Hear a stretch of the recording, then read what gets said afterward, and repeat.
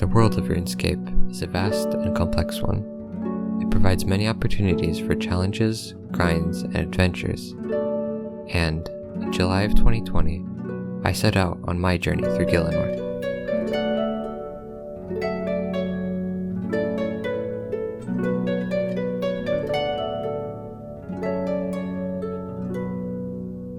That's me, Anton9102. I'm a completely new player to RuneScape.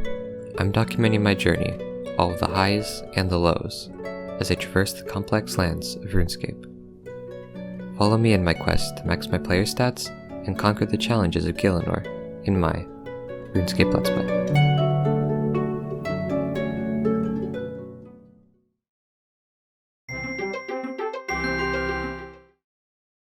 After I completed the tutorial island, I completed the 4 adventure paths I was shown.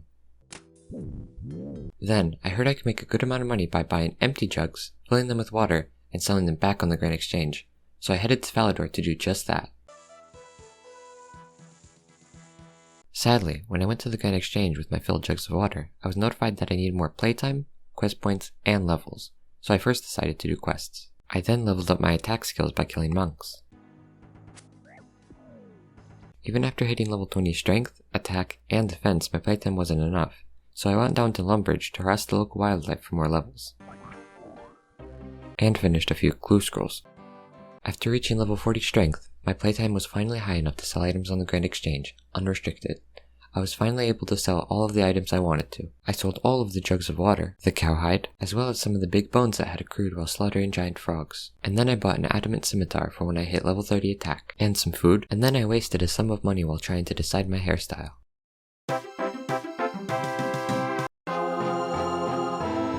And, ending off, I grinded up to level 30 attack, giving me access to the adamant scimitar that I had purchased. That brings us to now, with me finishing the grind to 40 attack, meaning I could now use the rune scimitar. And that is where this journey begins.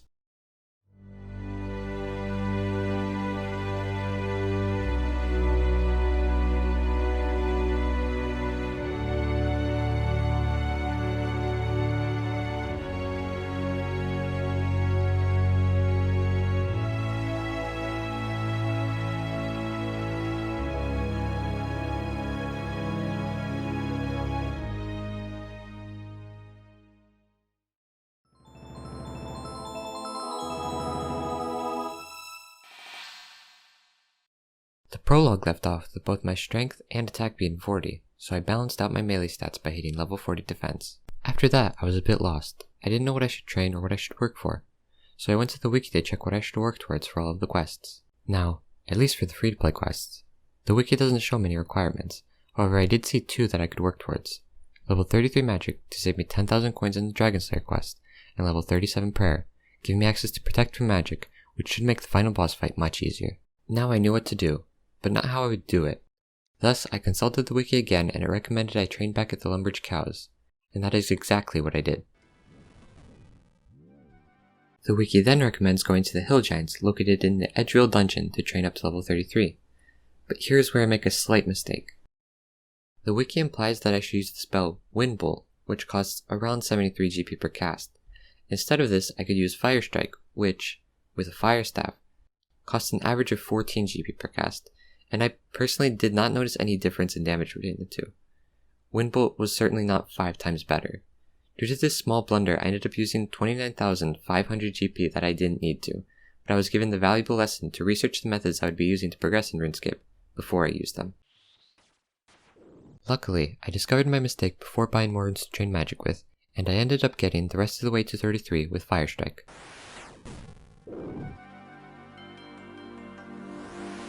I still needed level 37 prayer, so I first used all of the big bones in my bank, and then I went back to the hill giants in melee gear to get some more big bones.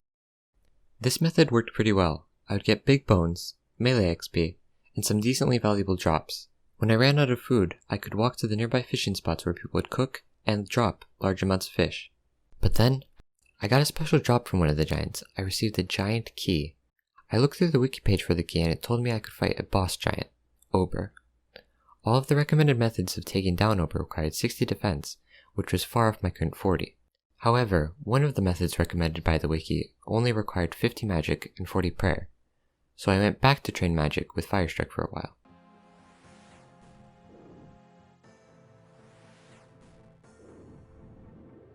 After around 2.5 hours, I received around 23,500 in profit from selling items. This would mean my hourly profit would be around 9,400 GP.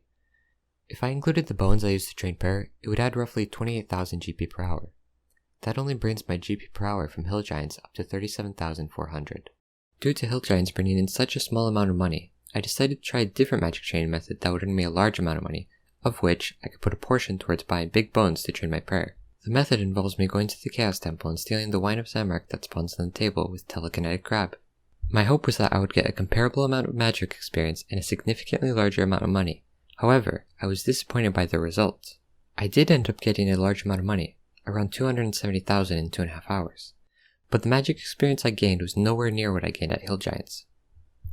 With stealing Wine of Zamorak, I was gaining less than 2,000 magic experience per hour, while my Hill Giants experience per hour was nearing 14,000. Another big downside to stealing Wine of Zamorak was that it just wasn't fun for me.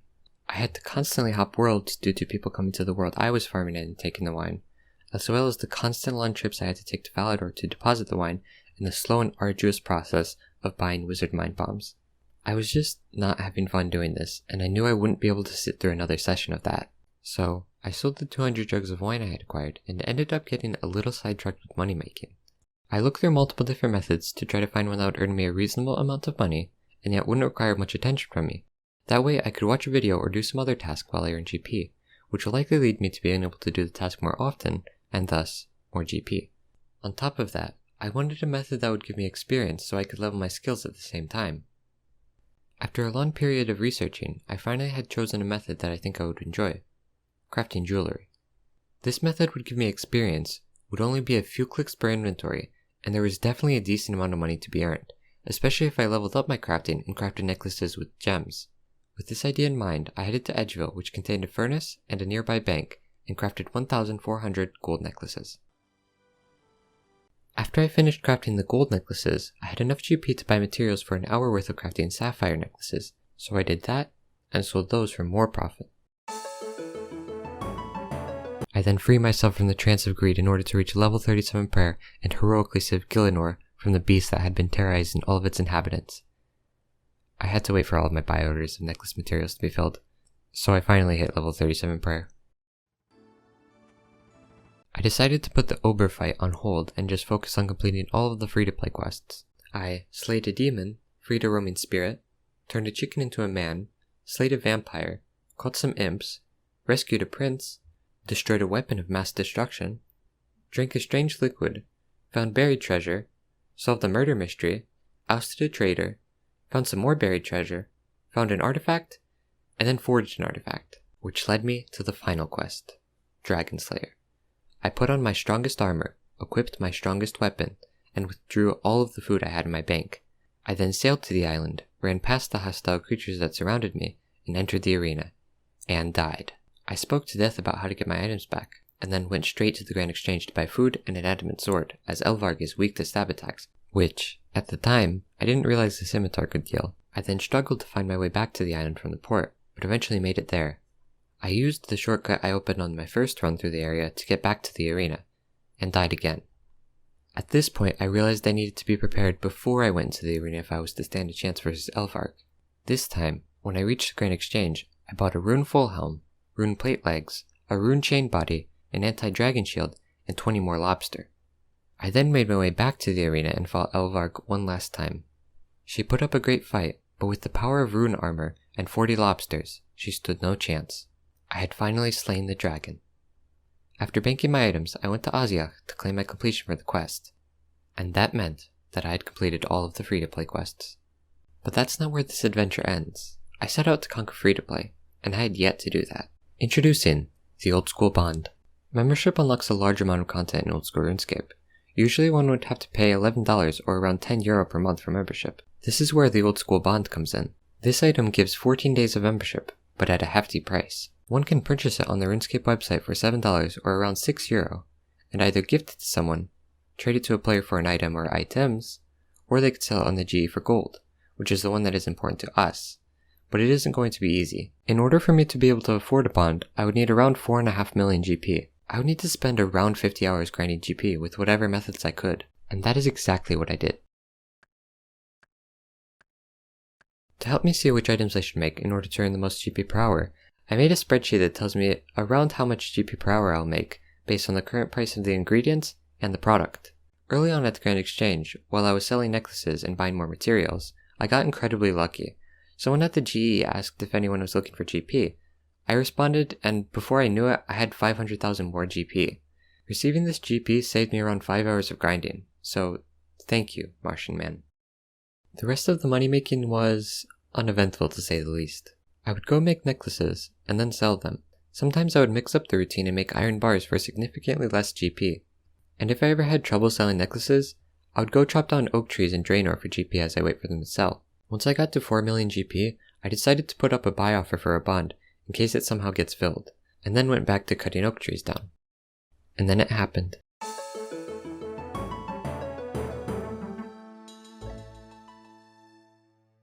My buy order was filled. I had finally completed the mission that I set out to complete. I had conquered free-to-play. Now, I could explore the expansive lands that membership provided.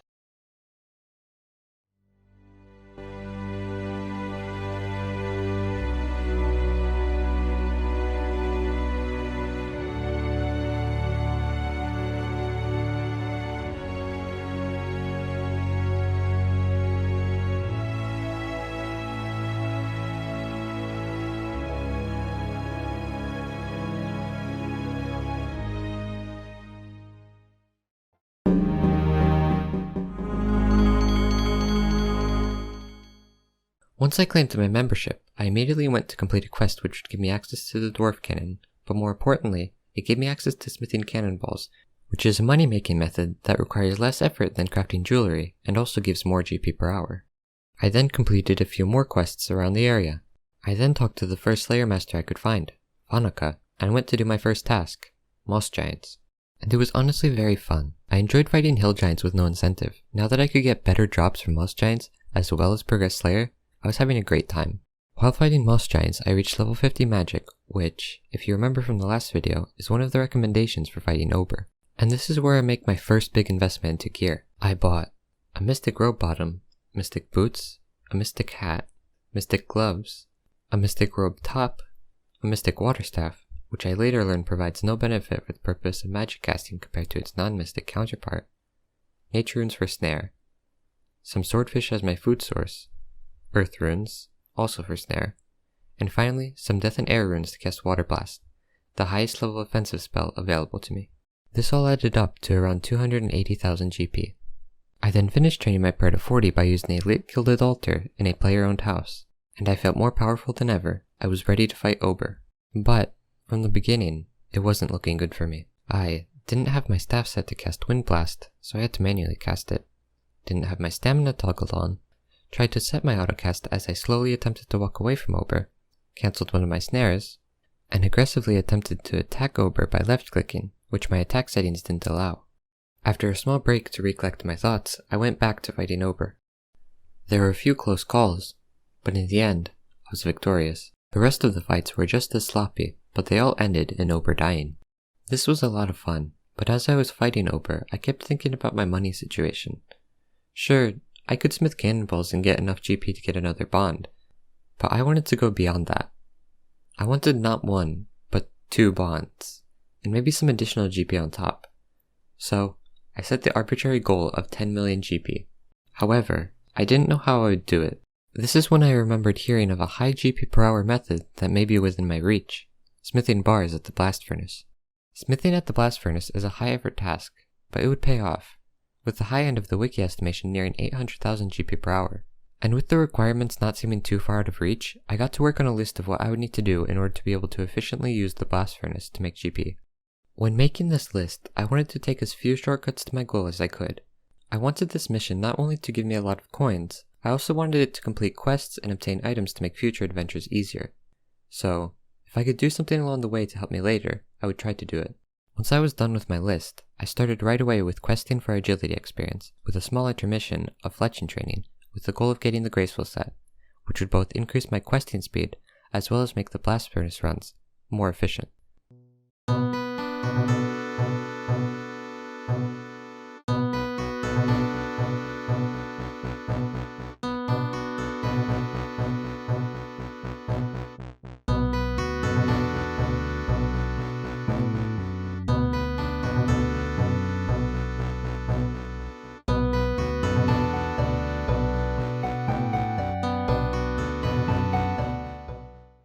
I also started putting some of the XP lamps I got from the quests on runecrafting to skip the early levels. Once I got to Canifis, I continued to run the rooftop course until I collected the 260 Marks of Grace necessary for the Graceful set. It was tough. My next 17 hours of RuneScape gameplay were dedicated to collecting Marks of Grace. It was a long task to complete, especially so early into my account, but I stuck to completing it first, and, after a lot of parkour, I had acquired 260 Marks of Grace. I went straight to the Rogue's Den and purchased my Graceful set. I then continued down the list by completing Plague City, Biohazard, Hazil Cult, and Fight Arena. I quickly got 33 construction and then returned to questing with completing Tower of Life, the Queen of Thieves, Tribal Totem, Creature of Frankenstein, another skilling intermission going all the way to 50 firemaking, then completing the Giant Dwarf, the Lost Tribe, Death to the Dorgashan, the Golem, the Feud, Jungle Potion, the Dig Site, and finally, another slice of ham. Now that my mining level was high enough, I could finally start working directly for one of my goals, the coal bag. This item takes up one inventory slot but stores 27 pieces of coal. That means, instead of smithing 14 steel bars per inventory, I would be able to smith 27 per inventory, which, as you can imagine, is quite a big upgrade. Now, the process of obtaining it. In order to obtain the coal bag, I would need to mine pay dirt in the Motherlode mine, put that pay dirt through a hopper to be sifted, and then that pay dirt would be deposited into a sack, which can hold 84 items, or 3 inventories of pay dirt. I would then retrieve the items, bank them, and repeat. This pay dirt can be revealed to be various different ores, with different ores able to be found with higher mining level. But the important item that I can find by sifting pay dirt is the gold nugget, which has a static chance to be found at all mining levels. Gold nuggets can be traded to Prospector Percy for various items, including a trade of 100 gold nuggets for a coal bag. This wouldn't be a very difficult task. However, Percy also sells a Prospector Kit, a set of 4 pieces that give a boost to mining XP, as well as an additional bonus if you wear the entire set. On top of that, this set is used in the Falador Hard Diary as well as the Master Clue Scroll step. It seemed inevitable that I would have to get this outfit, so I opted for getting it now. This would mean that instead of around 12 hours of mining, I would need to spend near 34 hours. But with the cheery Motherlode mine music and the dwarves all around professing their excitement for pay dirt, I was ready.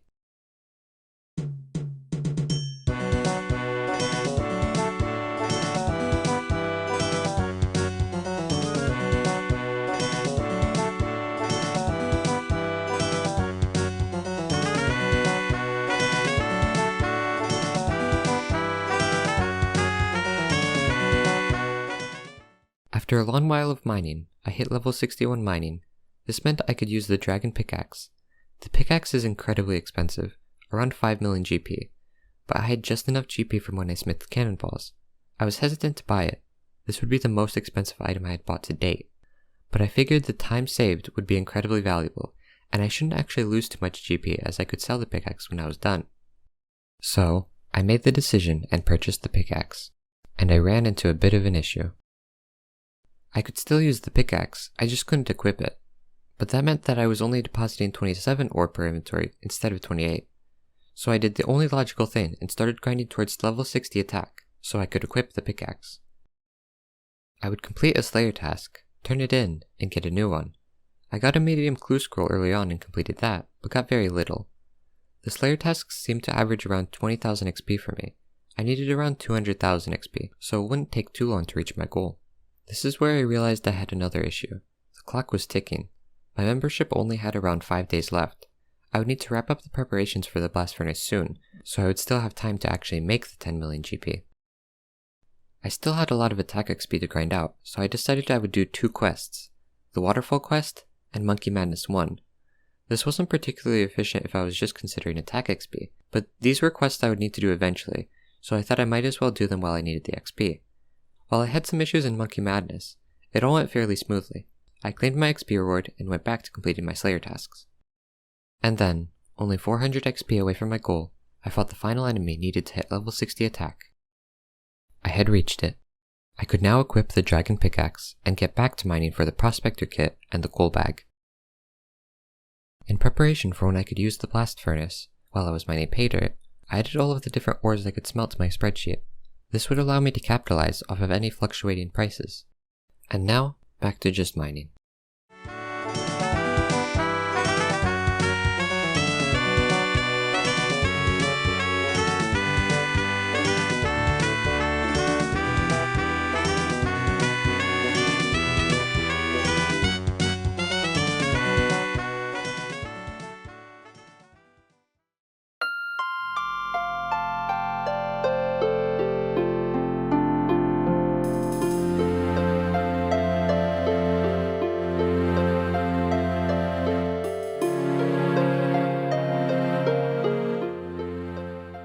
And finally, all of the work I had put in had finally come together with me achieving the coal bag.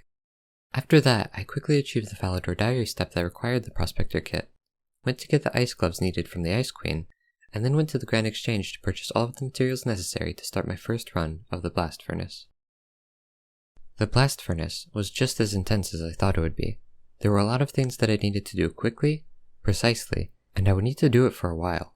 And so, my next 10 hours of gameplay was a haze of clicking, loud blast furnace noises, and the distant echo of a YouTube video. Completed.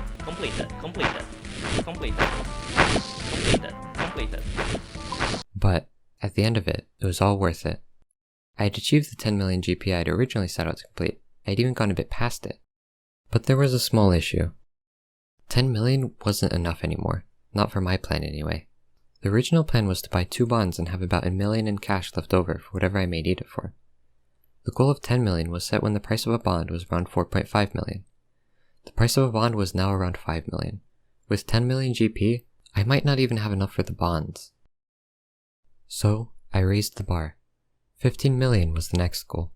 It wouldn't be too difficult, just about 10 more hours of blast furnace work. With my membership time dwindling, I started immediately.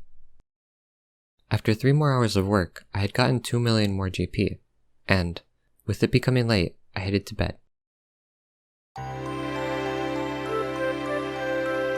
The next day, I was surprised when I logged into RuneScape.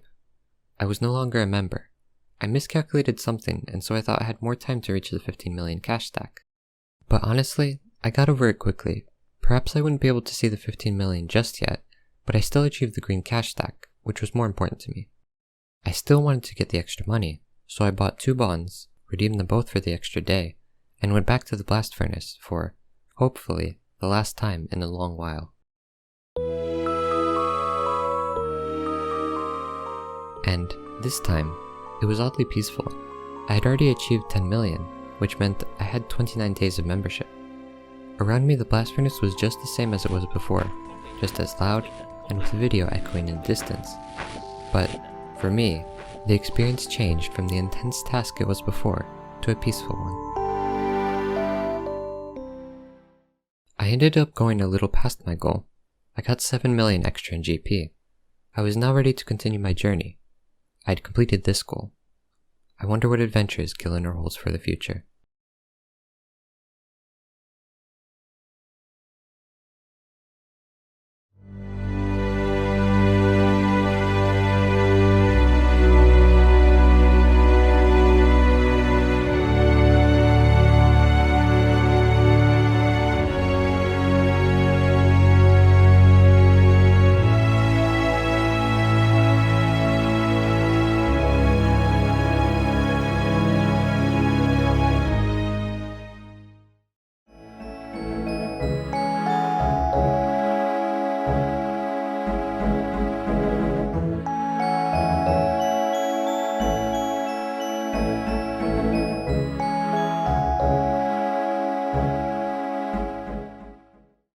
With the last episode leaving me with 29 days of membership and 7 million in cash, I was now free to do the content I'd been wanting to do for a while, Slayer. I started with getting the requirements for it, and then doing a bunch of quests to get some experience, transportation methods, and some really good items. I was really excited to get back to Slayer, so once I got my range gear sorted, I headed back to my Blue Dragon's task, the same task I hit level 60 attack with. From the task, I received a hard clue scroll, which I soon after completed, and got a decent amount of loot.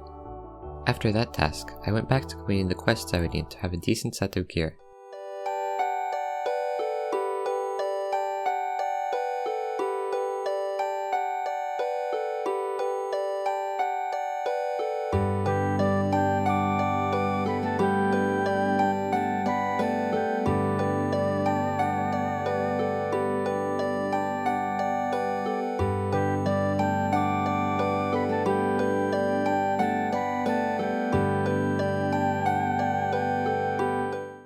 And, now that all 3 sets of gear were completed, I went back to doing Slayer tasks, but took a few quick detours to complete some clue scrolls, and I was rewarded quite poorly. I went back to Slayer and got some more clue scrolls, and something became very apparent. My account wasn't progressed very far. I didn't want to only progress Slayer, I wanted to generally progress my account. This way I could prepare my account for doing quests, as well as clue scroll steps. However, with so many skills to level, I didn't know where to start, so I decided I would let fate decide. Every time I got a clue scroll step I couldn't complete, I would put all of my effort into working for the requirements for that task.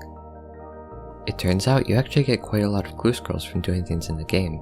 The highest tier clue scroll I ended up getting was an elite clue scroll I got from a clue bottle, which, by far, gave me the hardest steps. I had to traverse a dangerous dungeon, get 55 defense for the Helm of Nadaslan. I farmed moss giants and obtained many beginner clue scrolls, which I completed every one of. Cried up my fishing to 67 and hunter to 65 in order to be able to boost my stats to be able to aerial fish a mottled eel, go into deep wilderness and fight a fairly strong enemy, go into Mauritania to fight a fairly strong enemy, and finally, I went through the long process of obtaining level 59 runecrafting in order to complete the final step of the clue scroll and obtain the casket. A few other notable things I did during this time were starting to do tree runs for farming level, birdhouse runs for hunter level, completing the 2 miscellanea quests in order to get some passive income from the managing miscellanea minigame, and accidentally flipping maple longbows for a profit of around 4 million GP. You may have noticed there was no footage of me opening the caskets. That is because I stockpiled all of them to open after I had completed the elite clue scroll. So, I sold off most of the items I had acquired along the way of completing the 27 clue scrolls, and then I opened the caskets I had acquired. I went through all of the lesser caskets first, leading up to the elite. From the lesser caskets, I didn't get very much. The highest value casket was actually an easy one, worth around 250,000 GP, due to it containing an armadillo rope top and some teleports, which led me to the final casket. This elite casket took me hours upon hours of defense, hunter, fishing, and runecraft grinding.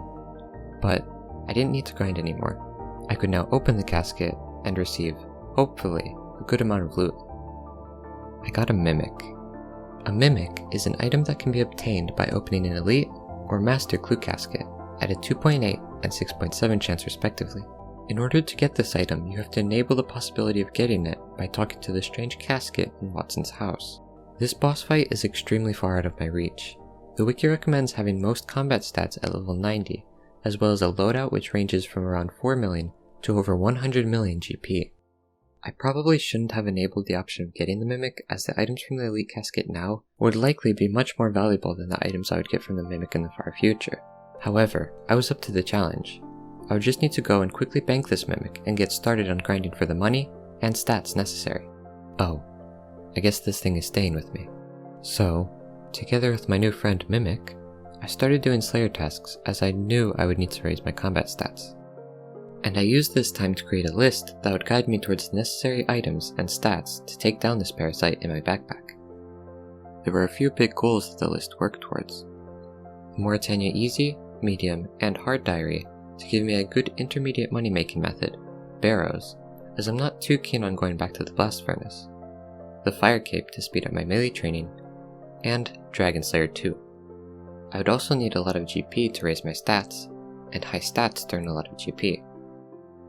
So, I set a buy order for some big bones to train my prayer, and started on my first big goal, the Mauritania Easy, Medium, and Hard Diaries, along with Recipe for Disaster for the Barrows gloves, to give me better stats so I could do barrows quicker. I completed Ghost Ahoy and went to fight a boss, Trey's Daith. My first attempt was not successful.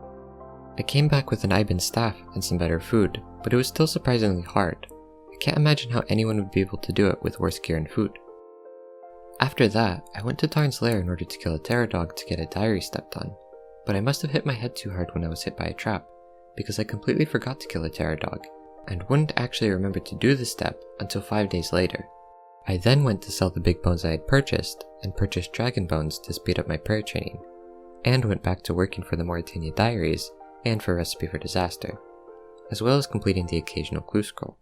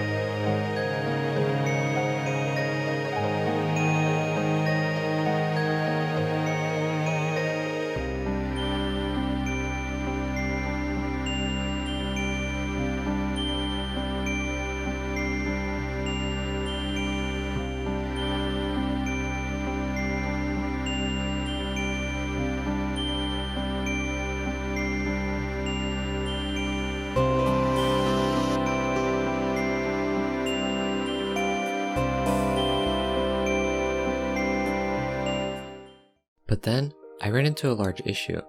I was locked out of completing a diary step. Specifically, I couldn't complete the diary step that dealt with completing a game of Trouble Brewing. Usually, this would be an incredibly easy step to complete. One would only need to participate in one game of Trouble Brewing.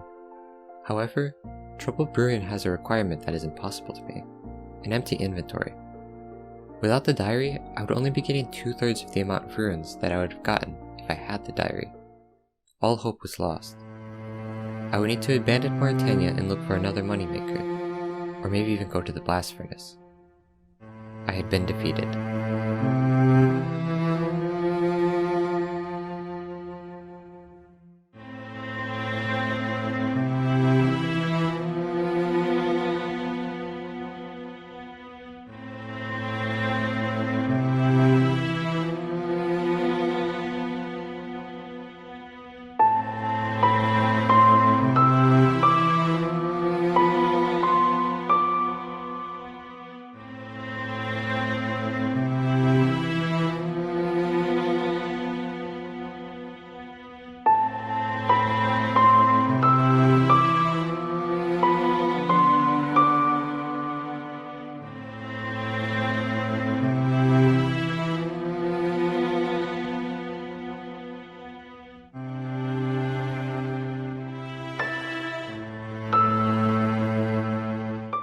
Until.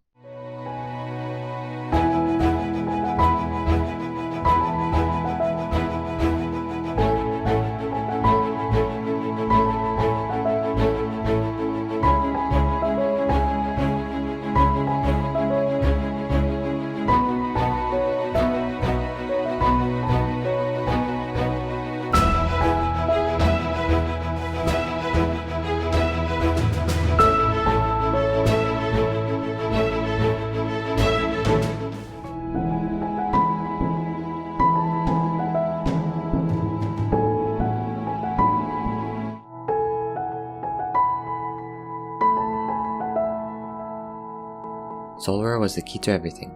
With Solra, I could die and have the Mimic be stored at the item retrieval service. I could now complete all 3 diaries that I would need to for Barrows.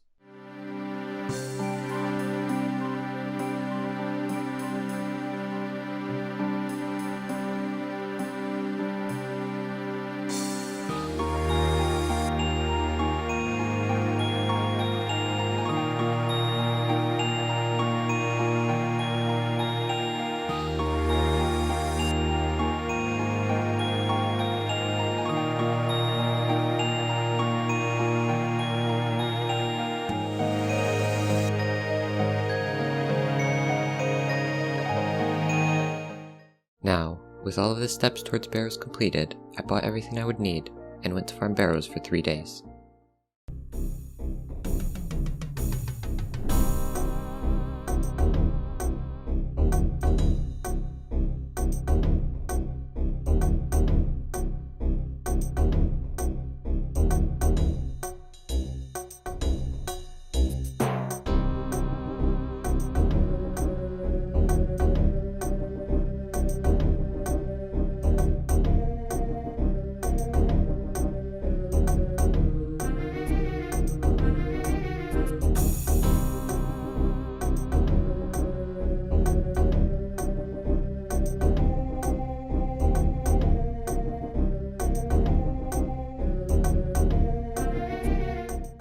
And, at the end of the 3rd day, I sold off the rest of the loot I had acquired and ended off at 13 million GP. The future looks good, but I have yet to deal with the Mimic.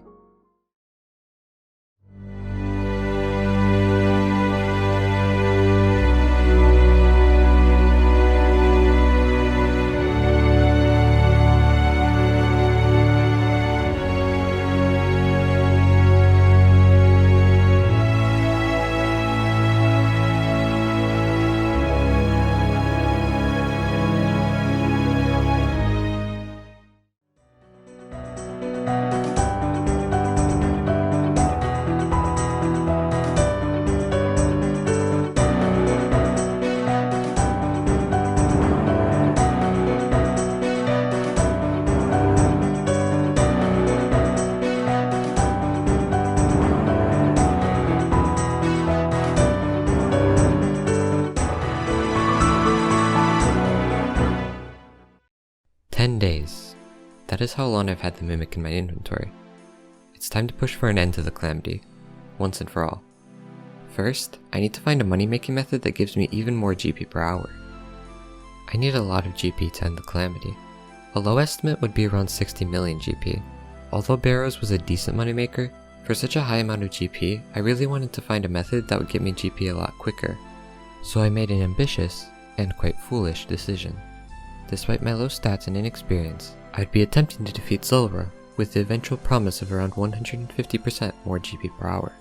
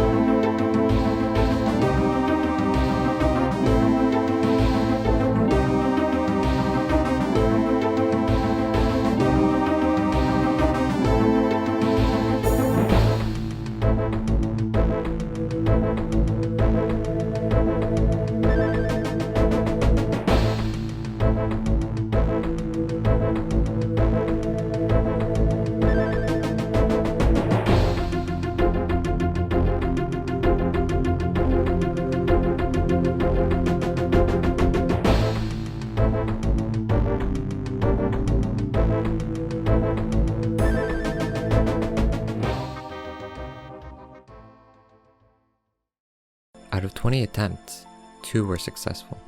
With how long this took, the large amount of resources needed, as well as the abysmal success rate, Zulrah clearly wasn't a good moneymaker. Not yet anyway. So, I took a small break from Zulrah, going back to unlocking steps for clue scrolls.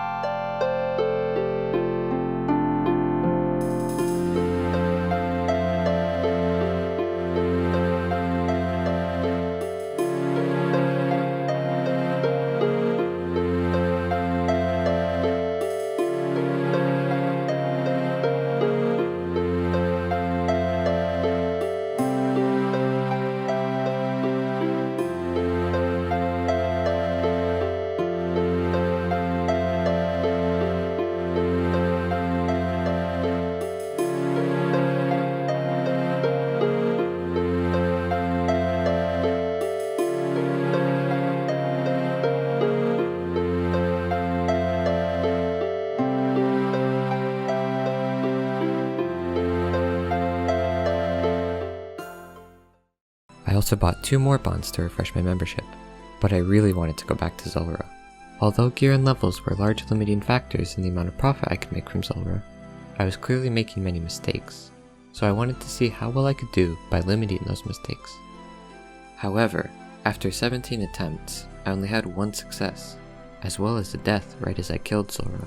So, I decided I would withdraw all of the money I had in managing Miscellanea, as well as sell the items I didn't need at the time, and buy the best gear I could with the money in an attempt to make some good money by farming Zulrah. This changed everything. I was able to get incredibly consistent kills. I was still using a lot of resources per fight, dying, or sometimes I just wasn't able to finish off the kill. However, after 66 victories over the money snake, I was able, with the help of 70 marks of grace, to buy back the archer's ring that I had previously sold. I bought the ring back for a reason. It was to gear up for the most difficult challenge I had faced yet, the fight caves. I wanted to train my melee stats up with the Nightmare Zone minigame, and the fire cape would help greatly with that. Each attempt would take upwards of an hour, and at the final fight I was risking death if I missed a single prayer. This was certainly a much bigger challenge than anything I had faced so far, but with how big of an upgrade the cape was, the fight was certainly worth doing. So, I geared up and started on the treacherous journey towards the fire cape.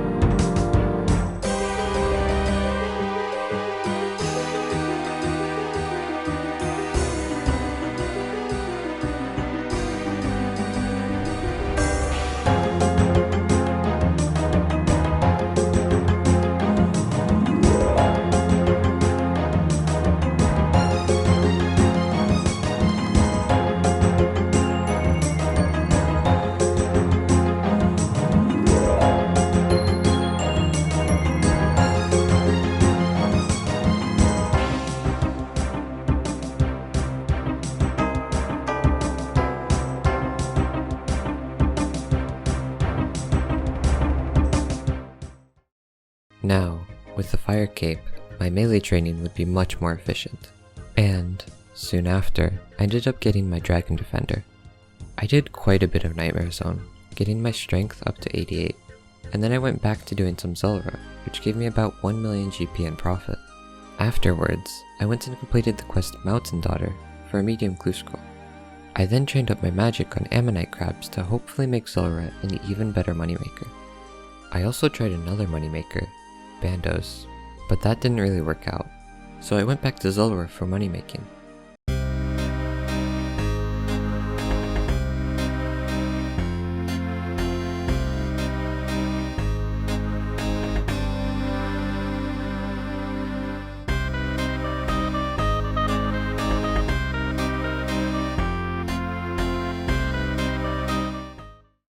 The kills were slow, and with my gear I wasn't able to get any upgrades. Until I realized I could actually get a decently big upgrade. It wouldn't cost me any GP, it would be very quick, and I wouldn't be risking the Mimic. Although I'd usually be risking the Mimic if I were to do the Mage Arena mini quest, with the Trident of the Swamp, I wouldn't need to carry any runes. I wouldn't need to risk anything. I quickly obtained the cape and went back to doing Zulrah.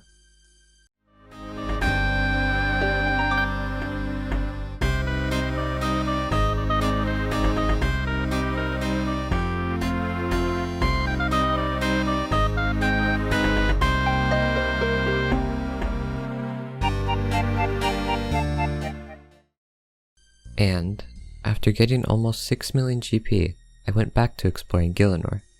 I went off to do a bunch of quests. I freed a city of a horrible plague, which I may or may not have caused, helped return a young boy to his family, got rid of a dangerous criminal after he took out the entirety of the Valadorian military, uncovered deep-rooted corruption, seeked to explore and uncover the secrets of Myrditch, and strengthened the anti-Firewatch rebellion. I then quickly finished the Lumbridge and Draenor Easy and Medium diaries for the Explorer's Ring to aid me in my journeys across Gielinor, and then continued in my triumphant quest to rally the Myarchy in their goal of taking down the oppressive Firewatch. This all culminated in an epic adventure of stealth, assassination, friendship, puzzle solving, confrontation, loss, vengeance, and ultimately, despair. I had defeated Venstrom Klaus, but in the process destroyed the organization which provided hope for the abused citizens of Myrditch. I claimed my rewards and went to the new woodcutting method I had unlocked. Not for the experience, instead I pondered on what I had done as well as on the world of Gielinor as a whole. Was this really worth it? Will the humans of Myrditch ever see hope again? What will happen to Sophalon? Why did Jagex need my email, password, and bank pin to give me double XP? After finally overcoming the lethargic feeling that the Sins of the Father quest afflicted me with, I moved on to my next goal, Monkey Madness 2. This quest would unlock me a moneymaker around 2 million GP per hour, which I could also get as a Slayer task, the ability to traverse Abotol without a Grigri, and, most importantly, the ability to train my magic or ranged at incredibly fast speeds. Bursting or chinning maniacal monkeys offers a high cost, but incredibly quick method of training magic or ranged. For the cost of 2.5 million GP, I could get around 500,000 ranged XP in 1 hour. For magic training, it is a trade of 1 million GP for 250,000 experience per hour. As I would want those stats in the 90s for the final fight against the Casket, and to fight Zulrah for money, completing Monkey Madness 2 would be an incredibly big unlock. For Monkey Madness 2, I needed to train my Slayer up to 69, so I traded in my Marks of Grace for GP, and went to the Grand Exchange to buy all of the essential Slayer gear. Earlier, during the Sins of the Father quest, I bought a Berserker Ring, Abyssal Whip, and a pair of Dragon Boots. I now continued by buying a Black Mask, some bracelets, a Dwarf Cannon, and a fair amount of cannonballs. I then imbued my Black Mask. I was now ready for Slayer. To get from level 55 to 69 Slayer, it would take just about 500,000 experience. I got to work right away.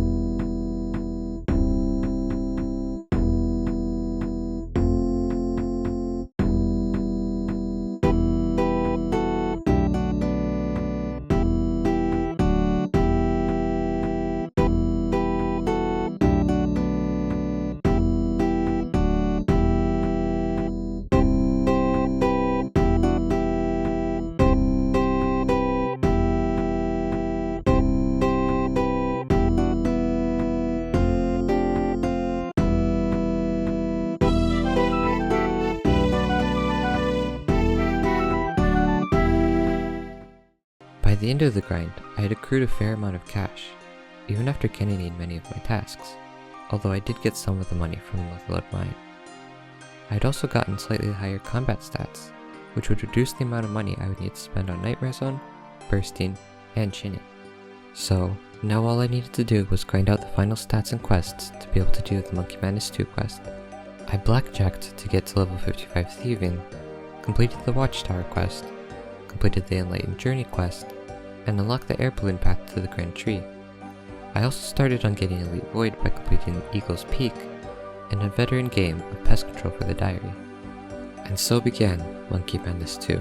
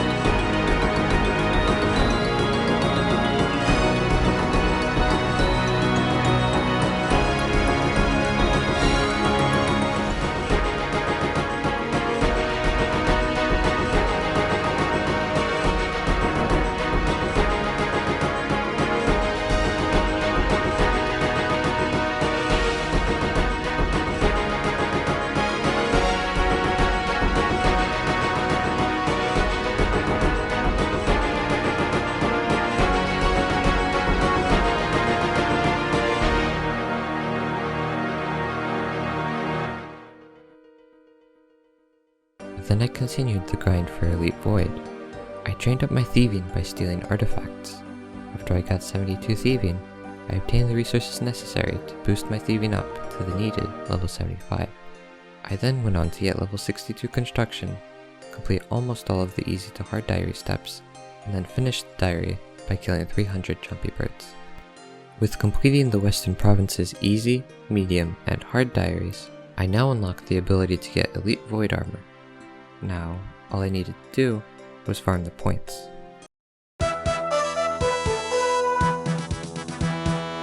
And so, I obtained Elite Void armor with a ranged helmet. I got Elite Void to eventually do Vorkath, but my membership was going to run out soon, so I went to do some Zulrah to get a bond. During all of this, I maintained doing my daily tree runs, so by this point, I reached level 83 farming, which meant I could finally plant my first spirit tree. I chose Brimhaven as it seemed like the most useful place to have a spirit tree. Even though I had a decent amount of membership from farming that one bond from Zulrah, I still needed more money to get better gear and to possibly spend some on Chinning or Bursting for quick levels, so I went back to Zulrah and ended up getting my second unique, another Uncut Onyx. It was also around this time that around a week and a half of Motherlode Mine culminated in hitting level 80 mining. With Zulrah, I was earning a decent amount of GP, however, it wasn't too great. In order to improve my PvM money making opportunities, I would need to get better gear and raise my stats. With Zulrah, I could get GP, but my stats weren't going up very quickly. It just didn't seem very efficient. So, at 300 KC, I made the decision to stop doing Zulrah for a while. Instead, I would go and do Slayer. With Slayer, I could get tasks that I could cannon for quick ranged XP, tasks to burst for quick magic experience, and maybe even some tasks that would give a decent amount of profit.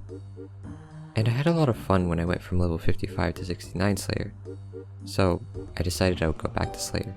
Everything was going well. I was getting tasks to cannon and eventually got a ranged level, and then I got a Black Demons task. For this task, I could kill demonic gorillas for some decent money from alcohols, and I would have a chance at the Zenite Shard, a 1 in 300 drop worth around 11 million GP. I geared up and got ready to start my task. It was a nice task. It was a little bit difficult at first, but eventually I got used to the mechanics and the money earned from alcohols was pretty good. I also got a Zenite. I got 2 Zenites. So that was a pretty good task.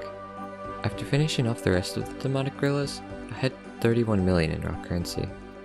I could have bought Rigor then and there for 30 million, but I decided to hold off and hide the money just in case the banks failed. 30 million GP is a lot, and it would be incredibly helpful. However, the monetary goal for ending the Calamity has shifted slightly. The top end of how much GP I wanted used to be around 50 million. However, I created a spreadsheet and wrote out all of the items I wanted, and included the cost of bursting and chinning, 170 million GP. This is an estimate on the high end, but the main takeaway is that I need a lot of GP, more than I thought initially. But I was ready to start on the grind.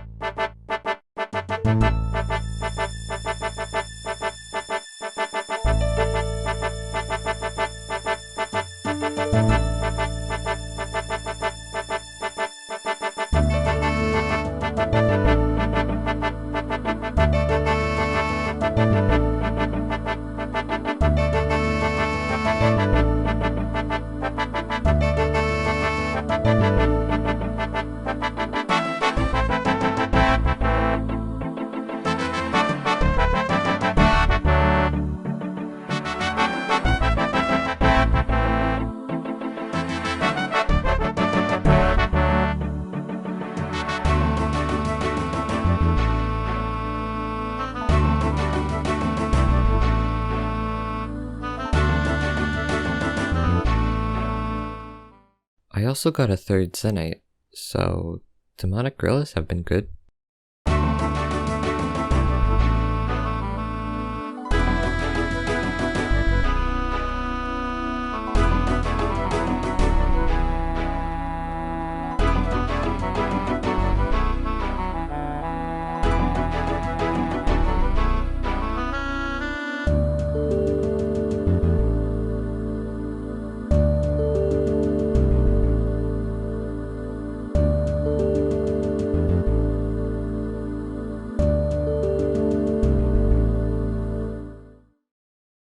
Now that I had higher stats from all of the Slayer grinding, I found myself finally ready to take on my second Grandmaster quest, Dragon Slayer 2.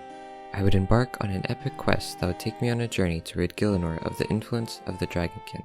But I had some quests I needed to complete first. So, I helped Bob the Cat in his romantic affairs, helped an adventurer fight his inner demons, and then defeated a real demon. I was now ready to start the quest.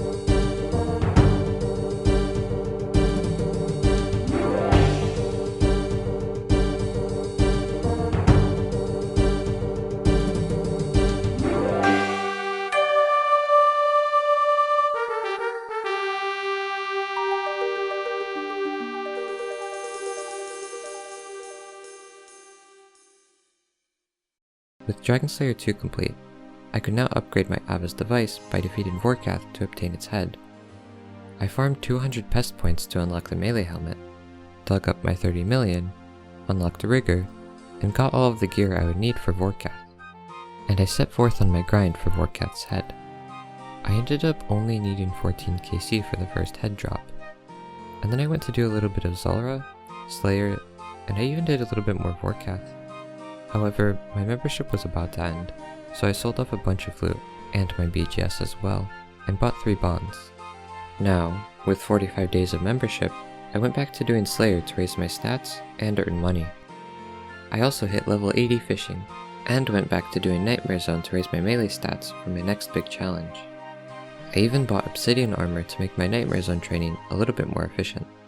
Also, I started doing my Gargoyles task at Grotesque Guardians, which would provide a decent amount of money and Granite Dust. Granite Dust can be used on cannonballs to improve their max hit from 30 to 35, meaning I would get more value out of my cannonballs. And then, I went on to do about a week of Nightmare Zone, raising my attack from level 79 to 89, and my defense from level 75 to 84. I was nearing my goals for taking on this next piece of content. I finished my Gargoyles task, and even got a good drop. Then I completed a few more Slayer tasks, and went to sell the items I got to get ready for the final preparations. Chambers of Xeric. That was the next challenge. I would do it with one other person. Neither of us had high Herblore, and having 78 Herblore would greatly help our ability to do the raid. As I needed 78 Herblore already in order to complete Son of the Elves to complete a step on my Master Clue Scroll, I decided I would take on this burden.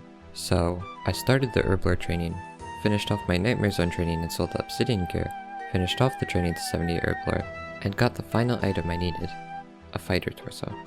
We were now ready to take on the Chambers of Xeric. Chambers of Xeric was certainly a challenge. After stumbling through the chambers, which took us 4 hours, we were left with 7,672 points. Perhaps not the best first result, but we carried on. Our next result was under 2 hours, and this time we got 17,000 points. By our 5th attempt, we were getting around 25,000 points in under 2 hours. I also hit level 91 strength around this time, and managed to get an elite casket. After a bit of practice, we were fairly consistently getting over 30,000 points in a little bit over an hour. With this amount of points, we would have about a 3.5% chance for a unique roll each raid. And at 19 KC, it happened. We only ended up getting an Arcane Prayer Scroll, but the extra 500,000 GP for each of us was a welcome sight. And I ended up hitting 90 farming. These tree runs have really been adding up. And, from one of the raids, I got an elite clue scroll with a step I couldn't complete. I needed to go to Vice, which I hadn't unlocked yet, but this wouldn't be a difficult step to unlock. So, I reached level 66 fire making, earned Taibo 1 I favor, completed the Cold War quest, and then completed the My Arm's Big Adventure quest, which allowed me to complete making friends with my arm. I could now add another casket to my collection. Chambers of Xeric was incredibly fun. However, I wouldn't be able to actively play for a little while. So, at 27 KC, we decided to take a break. I still continued my tree runs and hit 91 farming from it, and I decided I would do some low effort moneymakers for the time being. I reached 81 fletching from fletching bows for GP, reached 83 crafting by crafting jewelry, and bought a dragon pickaxe to prepare for the Motherlode mine, which would be a fairly decent moneymaker once I hit 85 mining. I then hit level 92 farming from Hespori, claimed a bond as my membership was about to run out, and got to mining. I would mine for a little while, and then list the ores on the GE. I also hit level 93 farming around this time. By the end of the small break, I had accrued around 13 million GP. I eased back into playing the game by completing the Christmas event first, and then I went back to doing Slayer tasks. My first task back would be Black Demons, which I would kill demonic gorillas for. I didn't get any Zenite shards, but I did reach level 89 ranged. And my next task would be a boss task for the Calphite Queen. I chose to do the maximum amount of KC I could, 35. I decided that before I did the task, I would go for level 81 agility, as this would allow me to use the agility shortcut to the Calphite Queen if I boosted with a Summer Pie. I used the Hallowed Sepulchre and ended up dying a few of my graceful pieces. Unfortunately, I didn't know that the Desert Elite Diary was a requirement for the shortcut. This would require me to kill the Calphite Queen many times to obtain the Calphite Queen head, and would also require me to grind out many more high stats. This wouldn't really be an option for a while, but having the increased agility level would at least help with the large amount of running I would need to do without the shortcut, and the money I earned from the Sepulchre was enough for me to buy Bando's Godsword. I would at least be able to redeem myself by completing the Desert Hard Diary, which would mean that the ropes placed at the Calphite lair would last indefinitely, instead of me having to place a new set of ropes every time I went to the lair. So, I completed the quests I would need to, and went off to complete the diary steps. Apparently, one of the steps requires having a Slayer helm, which I don't have, so I guess I'm not finishing that diary. So, with ropes in my inventory, and without the help of a shortcut, I went off to complete my task. At least I managed to obtain another elite casket. Once I finished the task, I ended up getting blue dragons, which I would kill Vorkath for. As I only needed money at this point, this was a perfect task to get. I first went back to the Sepulchre to get the final recolor for my graceful set. Then, I sold some loot and went off to do the task, getting 84 magic and 90 ranged. Then I did a few cannon tasks, and finally I had enough money and made the decision to purchase the Necklace of Anguish. I then continued to do Slayer, getting some nice XP from cannoning, bursting tasks, and Lizardman Shamans. It was around this time that I decided to make a change to the list of items I wanted to obtain. I changed the Ring of Suffering to the Amulet of Torture. Honestly, I'm probably not going back to Zulrah. Slayer will probably continue to be the way that I make money, so the Torture would be much more useful. I then got a pretty nice task, Gargoyles. I would go back to the Grotesque Guardians. The task would take a little while, but by the end of it, I would have a decent amount of GP. From the task, I even ended up getting the Black Tourmaline Core, which would be an extra 2.8 million GP. I also got another elite casket for the collection. By the end of the task, I could buy the Amulet of Torture. I was one step closer to ending the Calamity.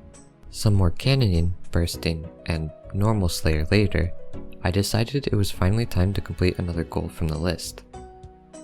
I would be getting level 75 construction and completing Song of the Elves, so I could finally complete my Master Clue Scroll. I turned in the long and curved bones I had acquired over my time of Slayer, drank from the Tears of Guthix, and went to train with Mahogany Homes. That is 75 construction obtained. I first decided to make changes to my house, and then I completed Morning's End Part 1 and 2, and Making History. I was now ready for Song of the Elves.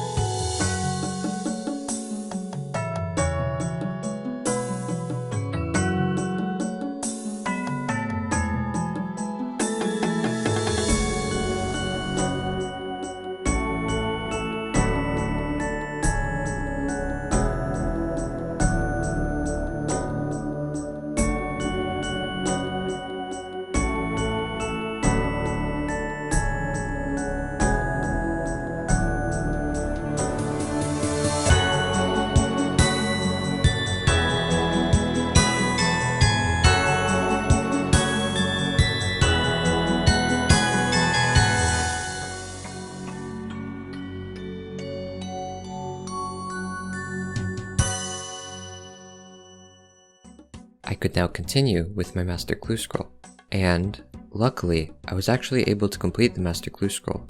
I went back to Slayer and ended up getting 92 strength, and then got another Gargoyles task, which would mean I could get some good progress towards completing the list.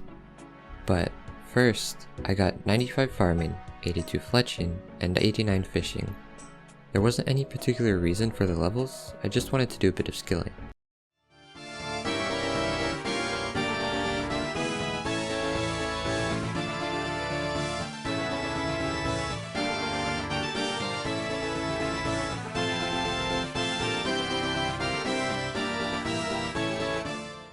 I ended up getting a jar of stone and another core, an additional 5 million GP on top of the other drops I got.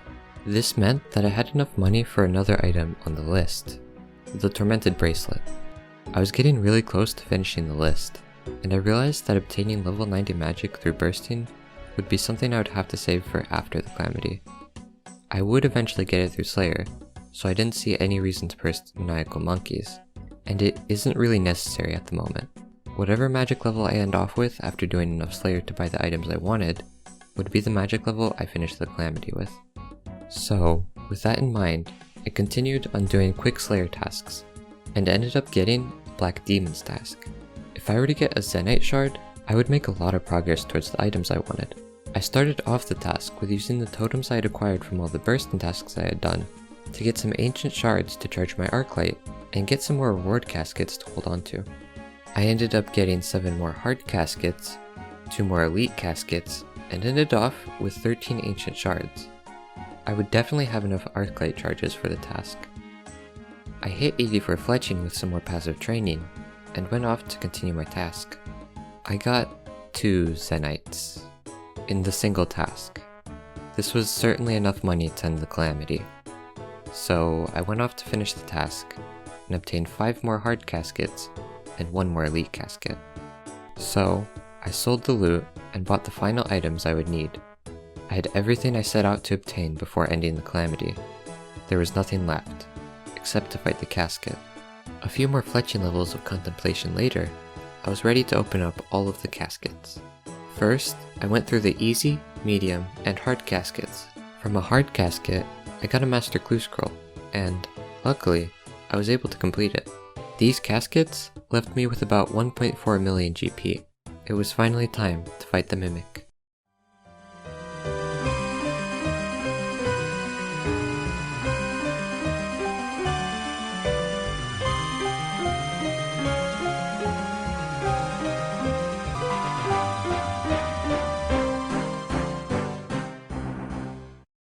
It was over.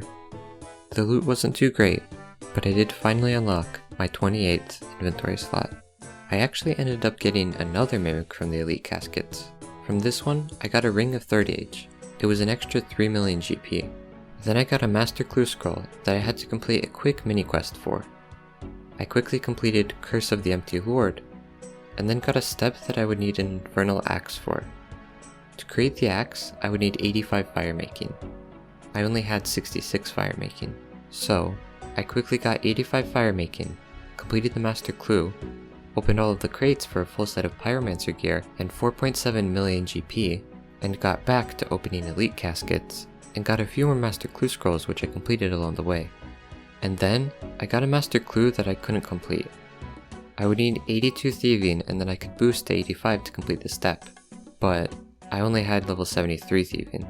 So, I quickly obtained 82 Thieving and the boost that I would need, and finished the Master Clue Scroll. And then, I opened the rest of the caskets. This left me with 21 million GP. I got a good amount of loot from the Elite and Master caskets. It was an incredible journey to be on. I went to vast lands, leveled up my skills, took on new challenges, improved my gear drastically, and took on all 3 Grandmaster quests. I look forward to my next journey.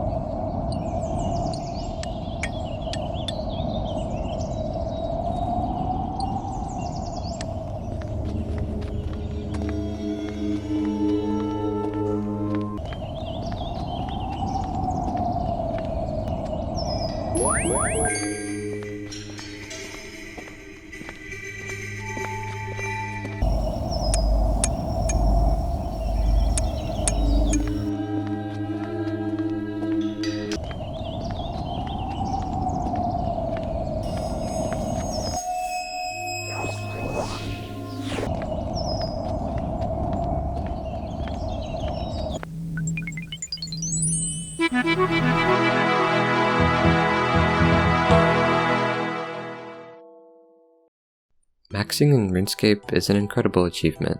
It requires hundreds and hundreds of hours of grinding. It requires commitment and a whole lot of patience. And it's not a task for me. Not yet anyway. But I do plan to at least take my first step towards maxing.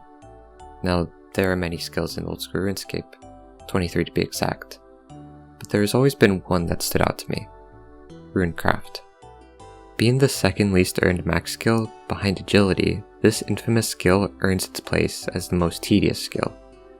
Low experience rates and monotonous and fairly intense training methods, as well as no real reason to level this skill, are the reasons that this skill has been maxed by so few people. Which makes it the perfect skill to start the journey to max. If I level the most difficult skill to max first, then it's only going to get easier to max the rest. So, maxing Runecraft. That's the goal. Alright, well, I have a lot of money now, and I'm still doing duo raids, so I think it'll be a good time for a bit of an upgrade. The Tactical Whip is degradable, so it will be fairly expensive to use, but I think it will be worth the DPS increase. And I'll buy some bonds because they're really cheap right now. I'll probably store them for now. I can claim them later with the Premier Cult package for a really good deal, so I'll wait on that. Yeah, I have enough days remaining. I've been looking forward to this for a little while. Now that I don't have the Mimic in my inventory, I can finally complete Major Arena 2 and obtain an Imbued God Cape, which is going to be a big upgrade for my magic gear.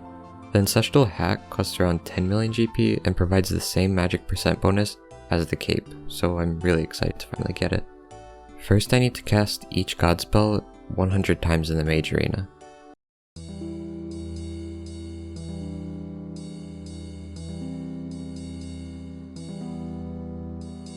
That is Flames of Zamorak,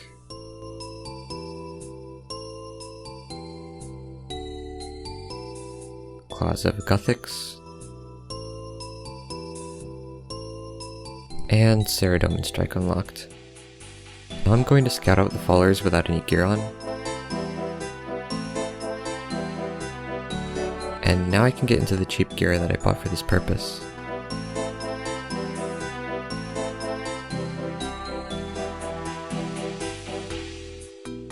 There is Justiciar's Hand. Well, there's the Zamorak follower.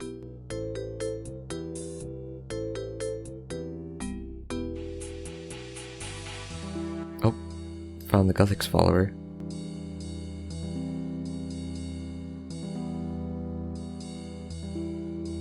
There is the heart.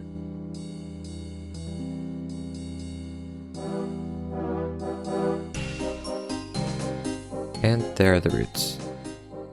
And I've decided to imbue the Saradomin cape. It looks really nice. I'm really happy to finally have it. By the way, I'm just doing raids for a fun challenge. I want to get better at mechanics, and I do have a chance each raid to get a twisted bow, so that's pretty cool. Yeah.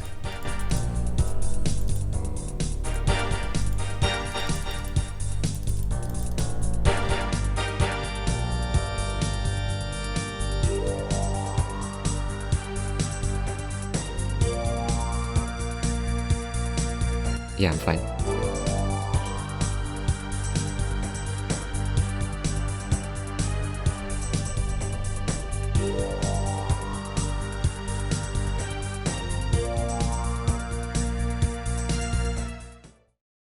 Well, that was our first raid back, and we did fairly well. I'm really excited to do more.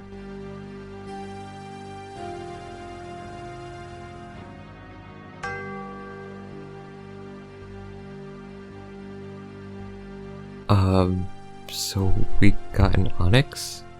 Absolutely insane luck. That's an extra 750k for each of us.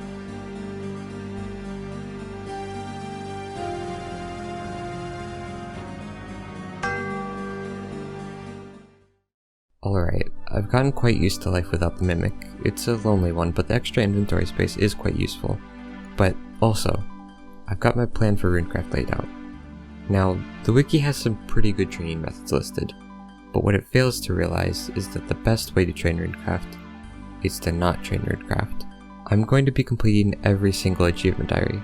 Each diary, when completed, awards an XP lamp with varying amounts of XP based on the difficulty of the diary. 828,500 XP is how much I'll get from the diaries, when I exclude diaries that I've already claimed lamps from. That would get me to around 75 RuneCraft, but it isn't that simple.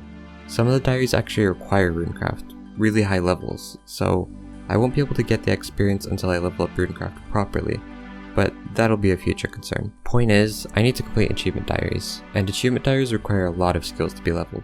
So that's the plan, to level the skills that I need to complete the achievement diaries. Also, I'm not going to boost for any of the requirements. I'm going to actually obtain all the levels I need, no half measures. So, I'm going to start by training agility.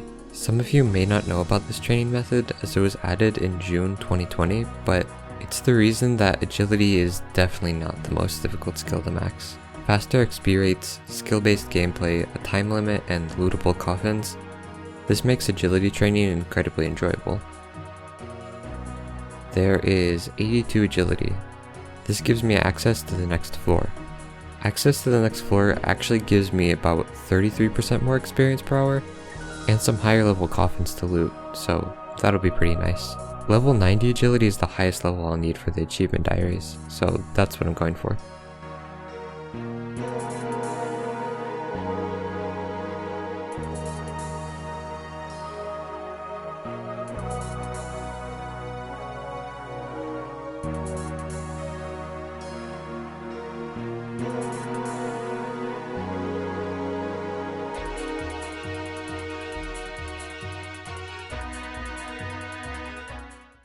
And I'm also going to buy some supplies for fletching training for low effort skilling when I'm not really able to do something high effort like agility.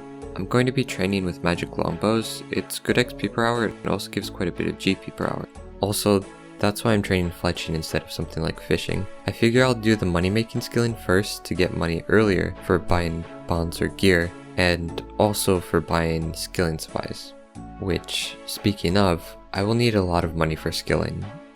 Prayer, herblore, crafting, and maybe smithing, if I choose to do that with gold, will add up to something like 40 to 50 million GP, so I'll try to earn money wherever I can to start to make a dent in those supplies.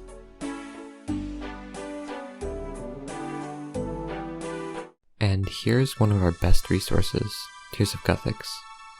Tears of Guthix gives XP in your lowest skill according to how many tears you collect. Blue collects tears, and green takes them away. And my lowest skill is currently, and will probably continue to be, RuneCraft, so a bit of free XP every week.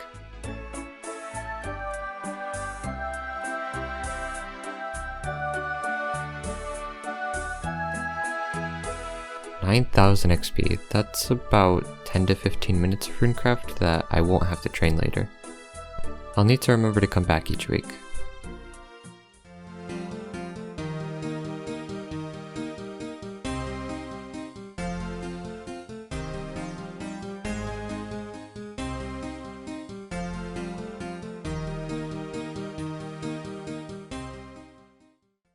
Agility levels are coming quite slowly. It does especially seem slow in contrast to fletching, which is about 3 times the experience per hour. But honestly, I'm having quite fun training it. And I'm getting used to RuneScape movement, though I'm no expert yet.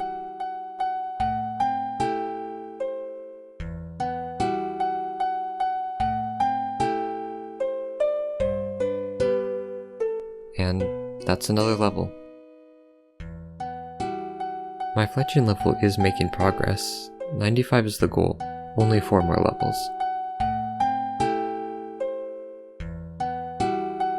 That is another range level. It's really nice to get combat levels. The only training I'm doing for combat is doing Chambers of Xeric, but it is adding up. And the levels will hopefully make Chambers of Xeric go a little bit smoother. An XP random event. I'm obviously going to be using these on RuneCraft, and they should add up over time to a fair amount of XP.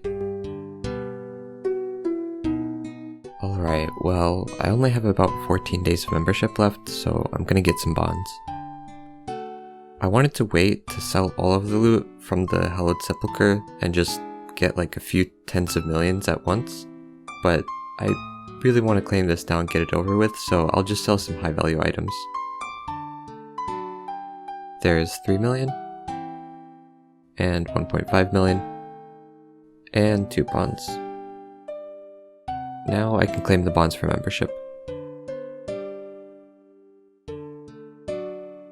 Over 100 days, I won't have to worry about membership for a while.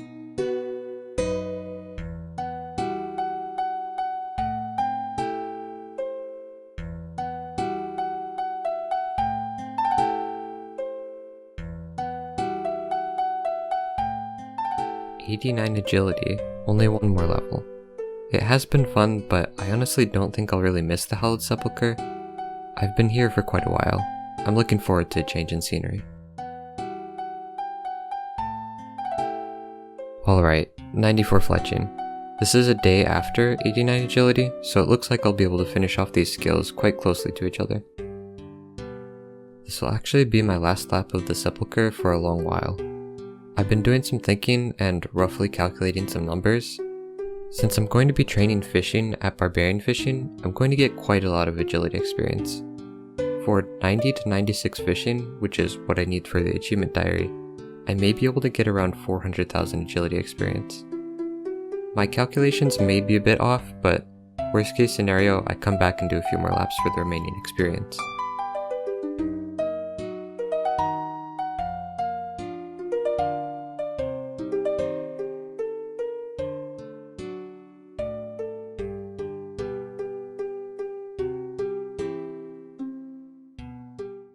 And there is 95 fletching. Those are the first 2 grinds done, kind of. I have a lot of hallowed marks. My graceful set is already recolored, and I already have all of the Hallowed Sepulchre tools, so the only thing really left to buy is the Dark Acorn for 3000 marks, so I can spend any of the extra points on loot pouches. It will leave me with some extra GP from my agility journey.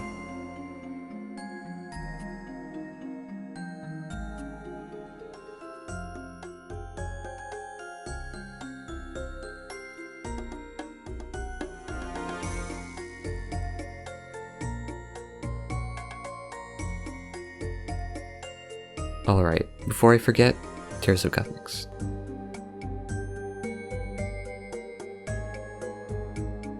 That is an extra 9,600 experience. Well, now I can finally sell all of the loot I got from the Hallowed Sepulchre.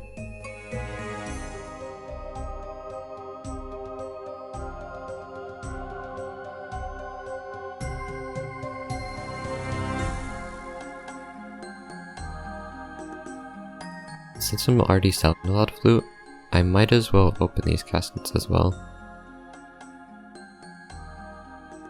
36 million. This might be the most GP I've had yet. Well, I'll go see if I can complete this master clue and maybe even go past 36 million.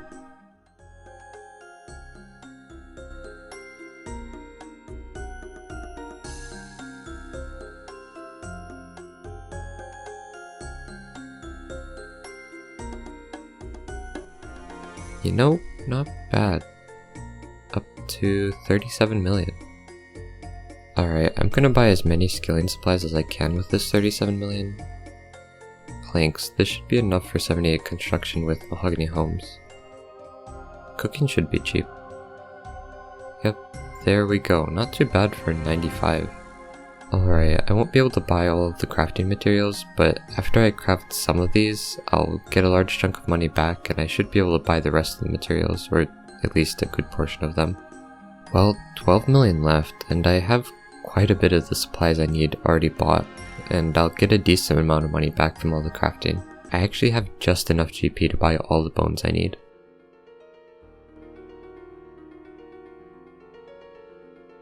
Here's a thing that'll help me with prayer training. The old school team recently released a rework to the Shades of Morton minigame, and that added Zealot robes.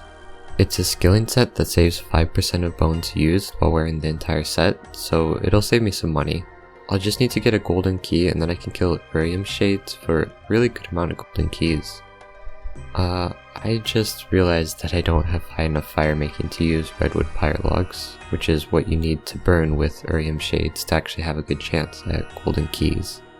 Alright, well, I'm 85 fire making, which is high enough for the diary, but fire making is one of the few requirements that is higher for master clues than achievement diaries. It's 90 for master clues and 85 for diaries, but for redwood pyre logs I'm going to need 95, so a bit past 90. But Wintertodt gives good XP rates and it'll be quite fun to open a bunch of crates, so I'm actually quite happy to go back and train fire making.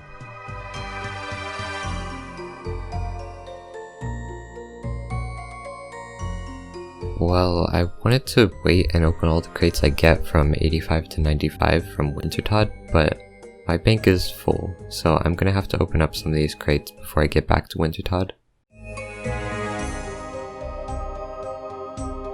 Well, I got a tome, so that's some decent money. Now I'll sell everything and see how much I get from 85 to 91.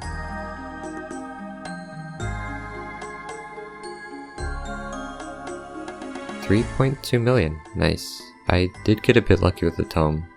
That's pretty nice to have the extra money. Well, back to Wintertodt for 4 more levels. Wintertodt is a little too high effort for me all the time, so when I want to do something lower effort, I'll be crafting these staves. 84 crafting. And I am now out of crafting materials.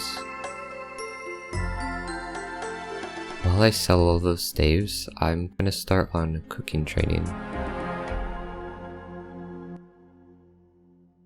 Well, there is 85 crafting. Now I can sell these staves and get a good amount of GP back. With making wine, you only get the XP drop after you haven't made wine for a few seconds, like they will ferment. So you can save up for a big XP drop if you don't stop making wines for a while. And there is the XP drop, 200,000. That's pretty nice. Cooking is really quick XP, this won't take long for 95. I'm not sure if this is common knowledge, but if you time where you eat food properly while chopping the tree, you actually don't delay any ticks for the next wood chop. Insane efficiency. There it is, finally 95 fire making. I say finally, but honestly it was quite quick, and it wasn't that bad to train. And I'm looking forward to opening all of these crates. Another tome? That's a nice extra bit of GP. 2.5 million GP, not bad. Well, now I'm ready to start the Shades of Morton grind. Well, collecting shade remains takes quite a while, but I can get an inventory and a coffin full every trip. Then I'll probably burn the remains for keys and use those keys so I don't collect too many remains.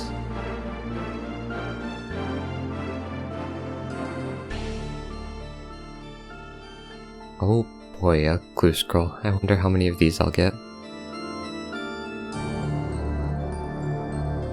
Alright, so I've tested the waters and it seems that the zealot rope pieces aren't super common, so I'm gonna go for 500 mains and see where I end up after that.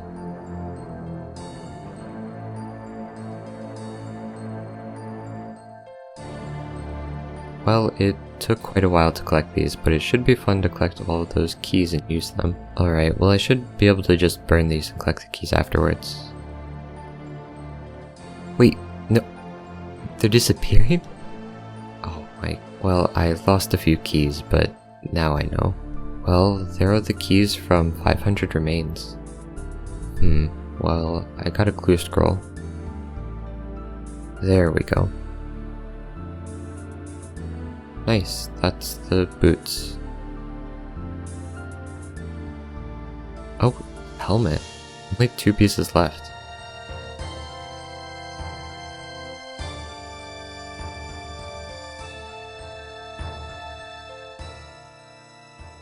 Wait, these have a GE value? What is that based on? You can't buy the keys. Is it the average cost of the rewards? Wait, what? You can buy shade remains?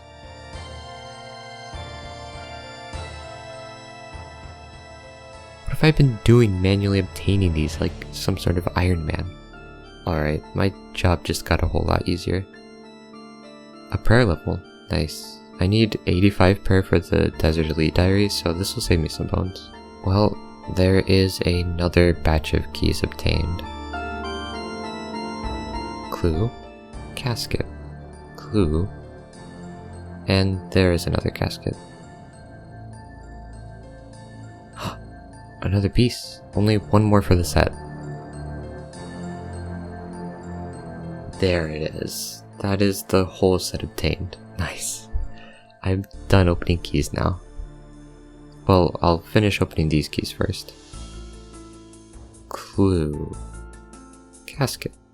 Well, I have a lot of loot to sell, and I'll see how my money is after I get rid of this loot. Almost 30 million GP.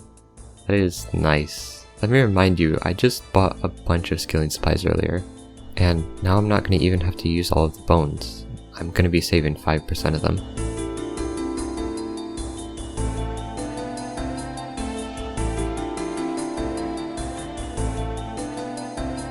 Alright, by the way, I am currently using the custom light colors for Chambers of Xeric. Brown is not very good. Red is decent loot, and then gold is Twisted Bow, so should be some extra excitement if I get a certain loot beam. Special loot? Wait, oh no. Not again. Are you tired of low value rewards? Has the tedium of making your own potions finally set in? Do naturally occurring organisms like plants disgust you?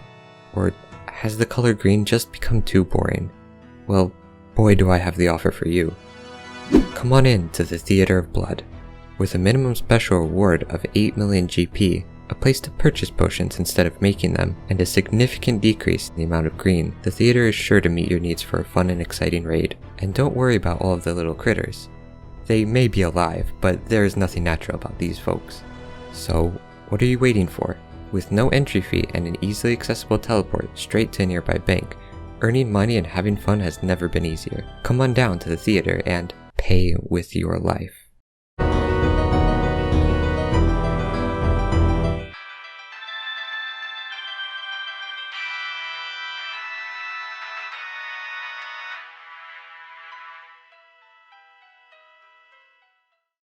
I bought it up. Ready? First, with the theater, if someone dies in a room, they cannot continue that room. They either hope that their teammate or mates finish the room, or everyone dies and the raid is failed. It is much less forgiving than the Chambers of Xeric. The first room of the theater is the Maiden of Sukudenti. The essence of this room is hit the boss, and at certain HP thresholds, red crabs will spawn that you will need to freeze before they reach Maiden, and then you'll need to damage them, or they will heal her and increase her damage. You also need to avoid the blood spawns that walk around and leave dangerous tiles behind. Okay. Go, go, go.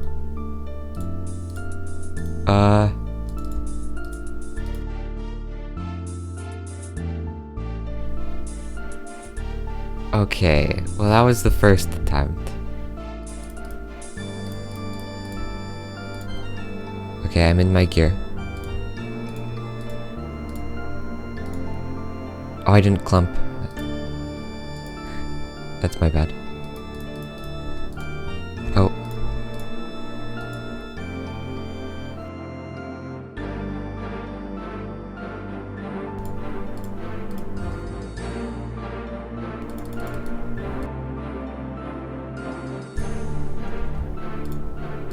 Okay, I splashed on that one.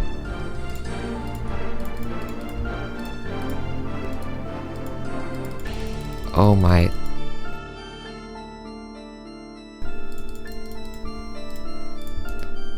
That's my bad.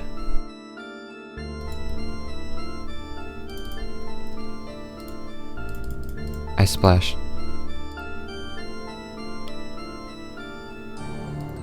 This is it.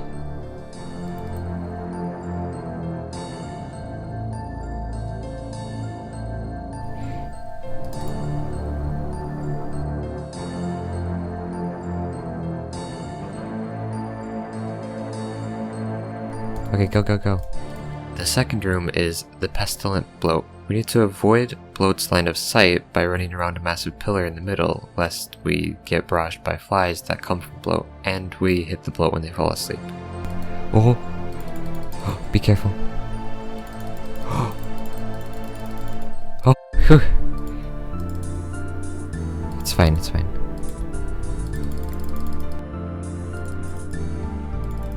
Oh, I might be able to finish this.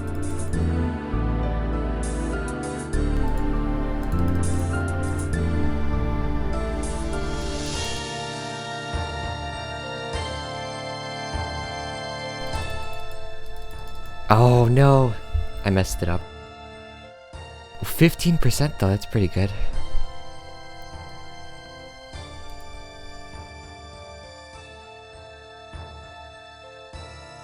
You know, okay, I'm sorry, you're gonna have to wait like a few minutes, okay?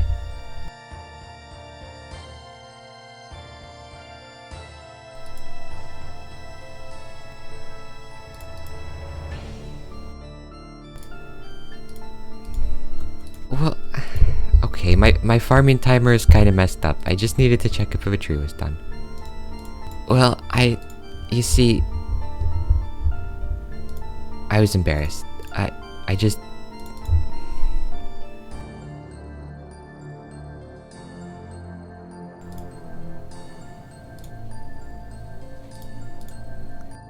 Alright, well, the tree, I planted it. We almost got it.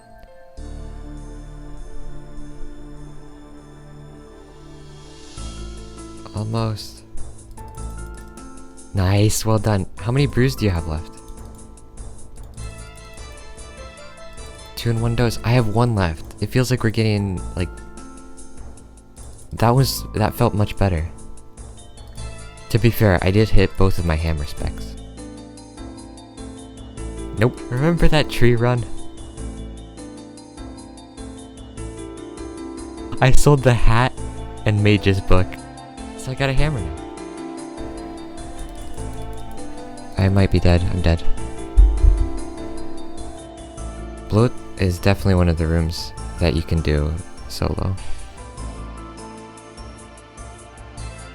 Deactivating. It's gotta be it. Nice! You just saved me 100k.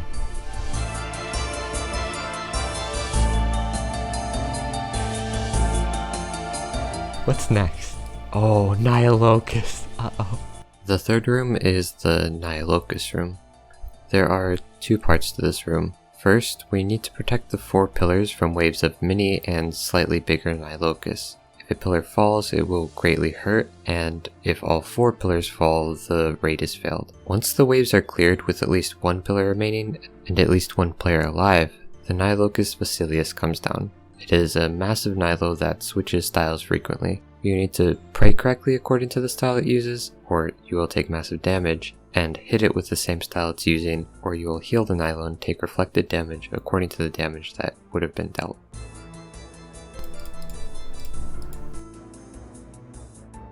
Be careful of the explosions.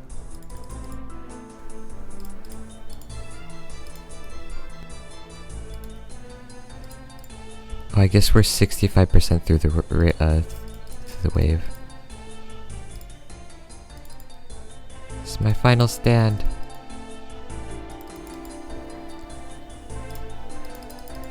Okay. Teleporting. We did our best. Did you teleport out? Okay, good. That was good though. We made it past, I mean, you made it past bloat.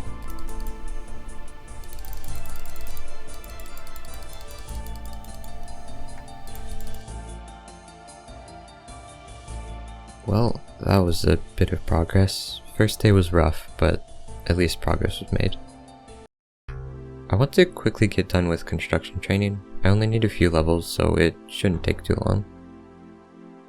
Well, that is some extra RuneCraft XP. that did not take long at all. I'm already done. Alright, now that I've had a task of hard and honest work, I am out of money, kind of. So I decided it was time to turn to a life of crime. First, I need to prepare. The rogue's outfit gives double the rewards from pickpocketing, and it shouldn't take too long to get.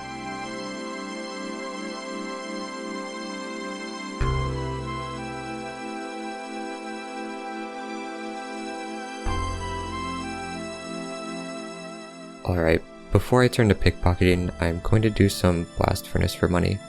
You may remember that I actually did this for my first 10 million in the second episode. Since then, the profit margin has dropped a bit. You can no longer really get near 1 million GP per hour, but the GP per hour isn't bad, so I will be doing that to rebuild my bank a bit. Also, I need 91 smithing for the diaries, so I may be able to get some good money on the way of getting that. Well, I've gotten a few levels, but I've hit the buy limit for coal. So I'm going to do some quests, or at least one. I need to complete the Ardoin medium diary to have an increased chance of pickpocketing in Ardoin, so I have the option pickpocket a Knight of Ardoin, which is a pretty good low effort training method for thieving. So, hand in the sand.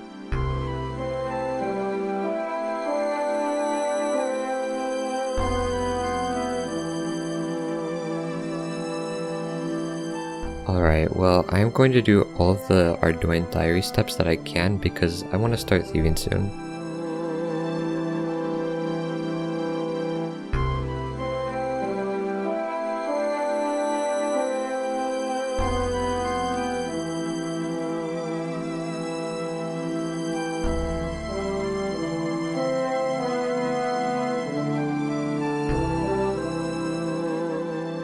Oh, there it is.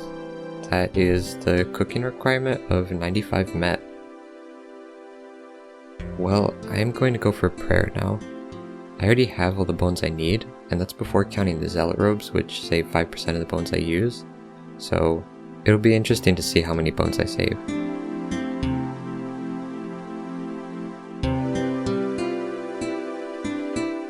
Well, there we go, 85 prayer. That is another skill done. And 2,000 total. It's a pretty cool milestone. I can now access 2,000 total worlds. That's nice to look at. Alright, next I'm gonna start woodcutting. It won't take very long. I'm quite close to the level requirement already. I'm about to go through a lot of skills relatively quickly, so it should be nice. Alright, that is the Ardoin medium diary complete, which means I can start on the thieving grind whenever I want to do anything a little higher effort. Well, that is after a little bit of thieving. The money isn't incredible, but it's better than I thought it would be actually. And there is 89 woodcutting. I'm still doing woodcutting when I can't do anything as click intensive as thieving. Only one more level to go.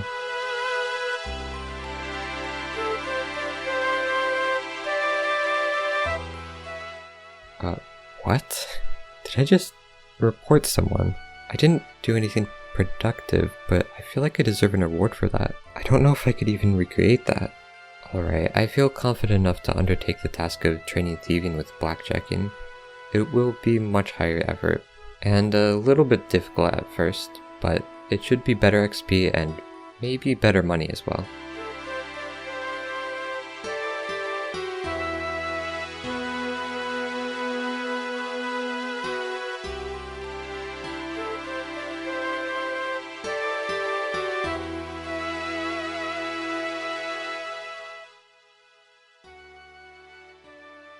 Well, that didn't take long.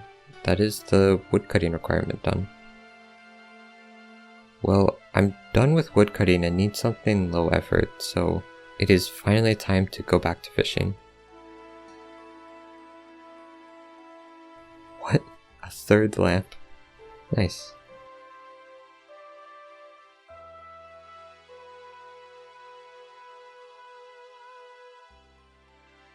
Well, that was a massive day of thieving training. Blackjacking is intense, but it's rewarding. Alright, I did a thing. That is around 7.5 hours of blackjacking.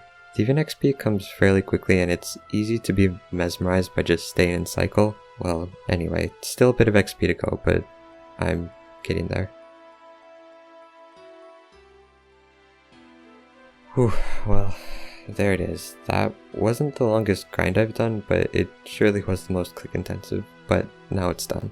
Well, now I am going to do the longest grind for the diaries. It might be longer than Runecraft. Slayer. I'm sure most of you know, but Slayer is just really slow XP usually, but it's quite fun. I am currently getting Favor to get the Memoirs teleport near Black Dragons.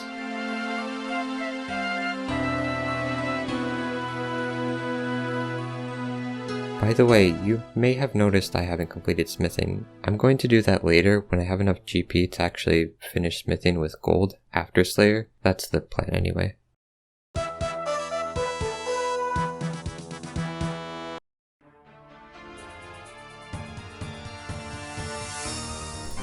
Oh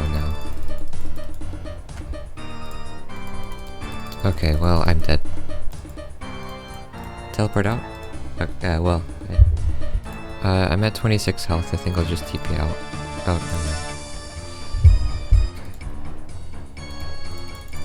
I died. Oh no. Oh, I got stacked. Oh man.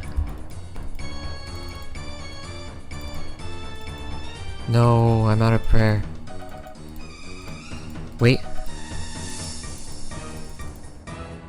I might be able to solo this. No!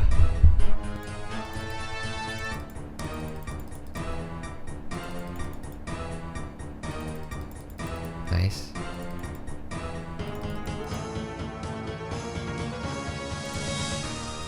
No, I got stacked out, but you can do this. No.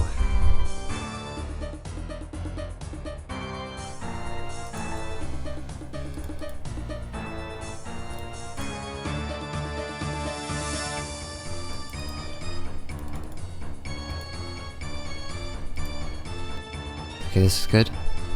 I'm brewing up. This seems too calm. They're coming. It was never this nice before. What's happening? Did the game break? Oh, wait! Pray, pray.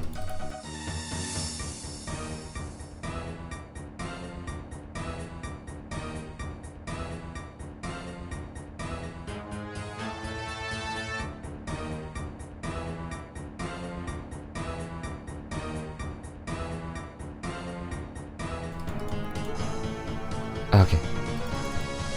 The fourth room is that of Soda's Egg. The fight consists of hitting the massive monster and praying melee, while switching to the correct prayers according to the orbs that Soda's Egg fires at you, or the orbs that bounce off your teammate or teammates. At 2/3 and 1/3 health, player is teleported to the Shadow Realm with a completed maze, and the remaining players are teleported to the start of the maze in the normal realm. The tile of the maze that the Shadow Realm player is on is lit up to the people in the normal realm. So the Shadow Realm player needs to show the maze to the normal realm people quick enough to evade the tornado that chases them, and rapid damage is taken if their own tile is stepped on in the normal realm. Help! Wait. Oh, I ticketed it. Oh. What? No! I died. Yeah, I don't think there's much of me surviving this. Make sure we don't lose all pillars. Oh. I died.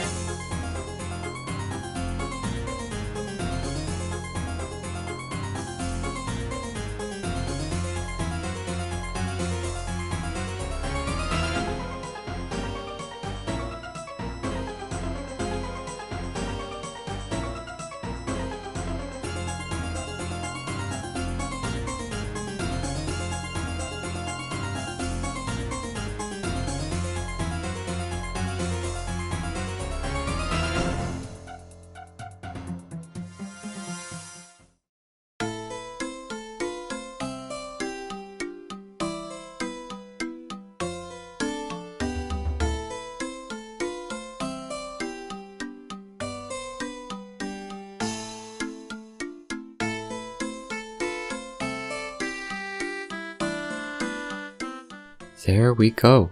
Another Zenite. Alright, I'm gonna try Grotesque Guardians with Guthans. The sustain from the Guthans heals should hopefully mean that I get a really long trip. Nice, a core. That's a nice bonus. What? 2 cores? It's like 5 mil extra. It's pretty nice to see.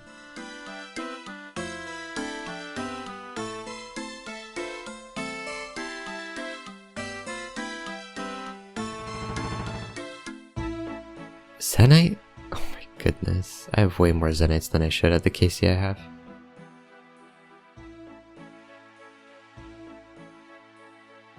Another level.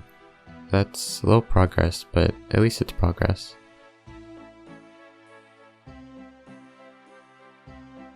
Okay. I guess that's another Zenite. I can't believe how lucky I've gotten with these. Well, I have a lot of money and I have 2 more skills that I need to buy supplies for. I calculated out how much money I will need and I should have slightly more than enough to buy what I need. That should be enough gold.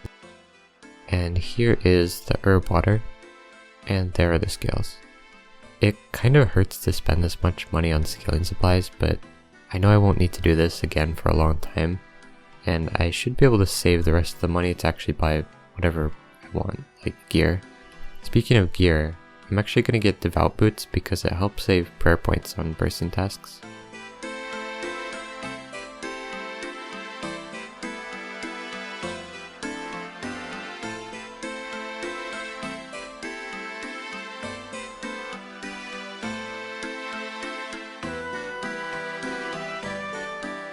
Alright, I have done quite a bit of Slayer, and I have some more stuff to sell. That is the start of rebuilding my bank. I've decided that from time to time I will be doing, or at least attempting, the Corrupted Gauntlet. It will be some practice with combat, and there's always a chance of getting a Blade of Seldor.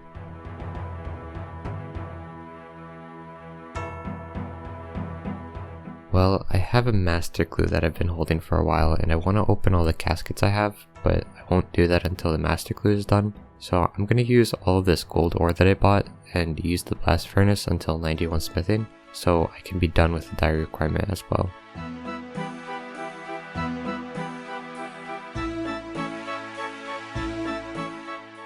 Well, all I can really say is that I'm glad that I did this with gold instead of trying to make money with another ore. I am glad to be out of here. Now I can open all of these caskets. I believe the only step I can't complete is the master clue that requires 90 herb lore, so I hope I don't get that.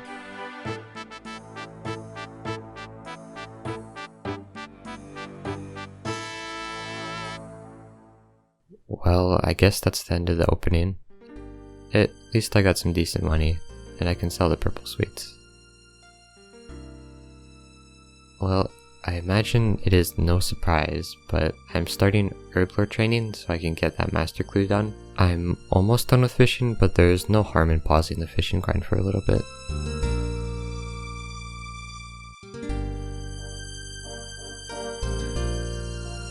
Alright, I can do this clue and open the remaining caskets now.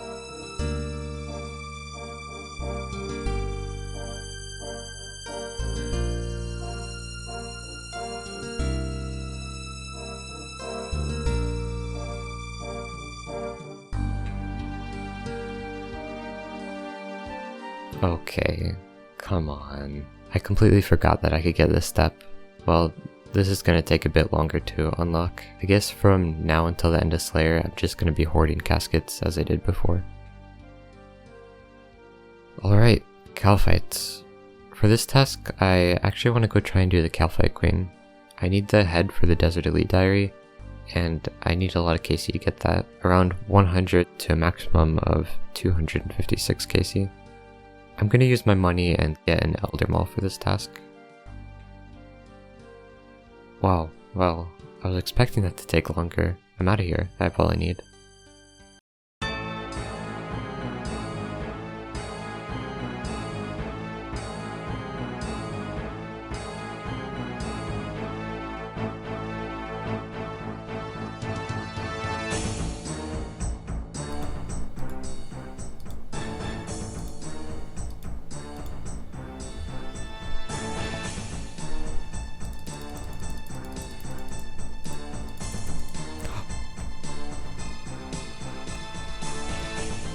I don't have enough to tank. I ate too early, that's really bad. Oh no, I'm sorry.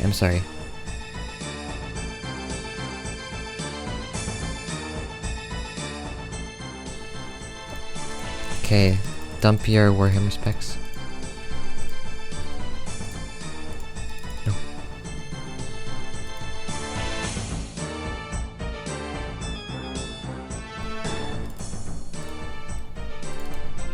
I died.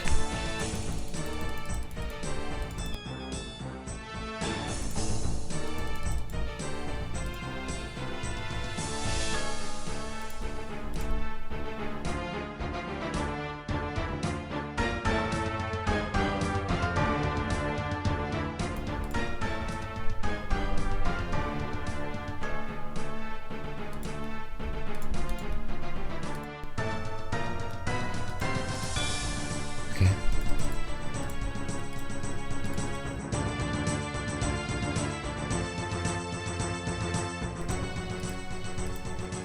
I'm out.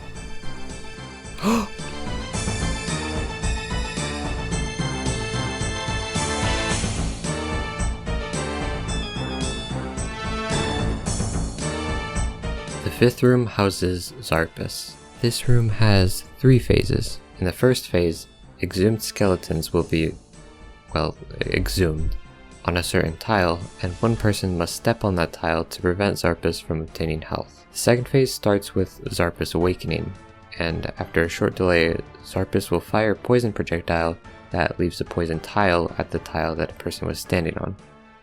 The main strategy is to get into a cycle where you click back 2 tiles when Zarpus decides to fire, and stand next to Zarpus attacking with melee when it is safe to. And the third phase starts when Zarpus' health is around 25%. Zarpus will stop firing poison attacks and instead stare intently. If a player attacks Zarpus from a quadrant of the arena that he is currently looking at, Zarpus will retaliate with a strong poison attack, so basically don't attack him while he's looking at you. Why are we're not hitting?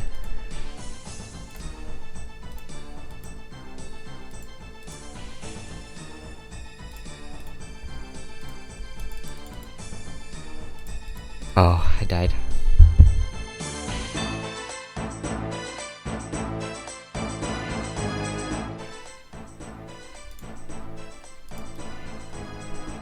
You're gonna need to take the ball. No, give me brew. Go away. Okay.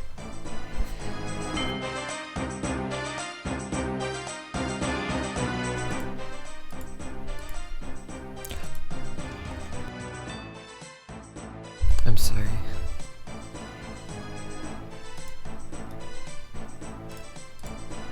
Oh, I was late.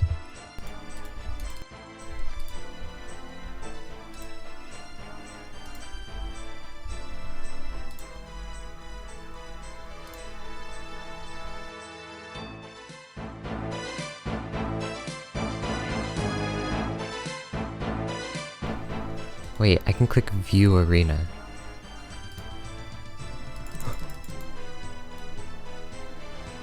I'm going.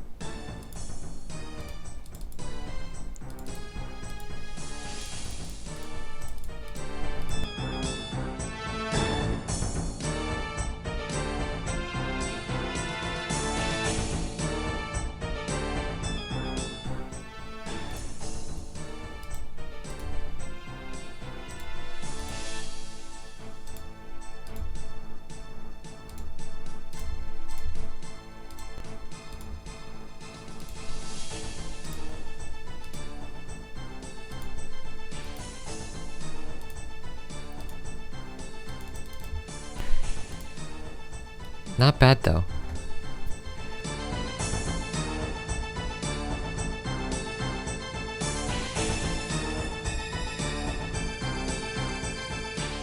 I have a lot of tickets, I might be able to make it.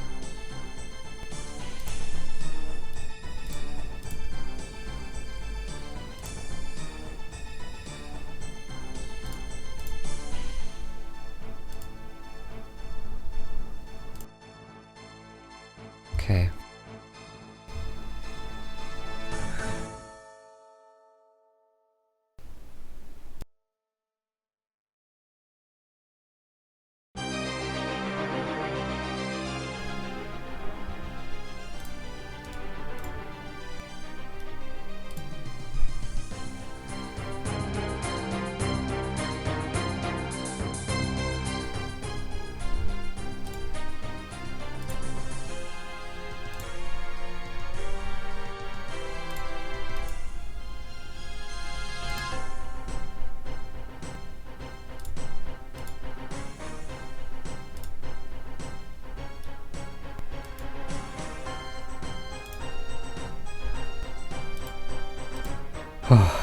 I'm out of prayer and tickets.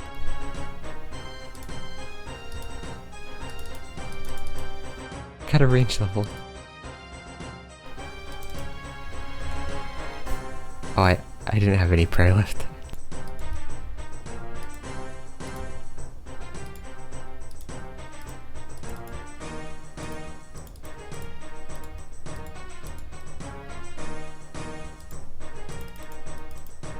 I died, by the way, but...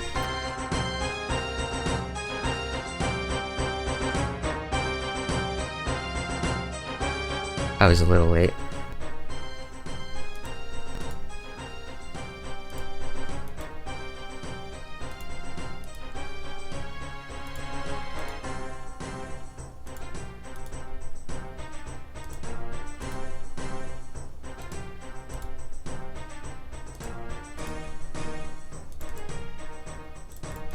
Okay, ranging. Oh.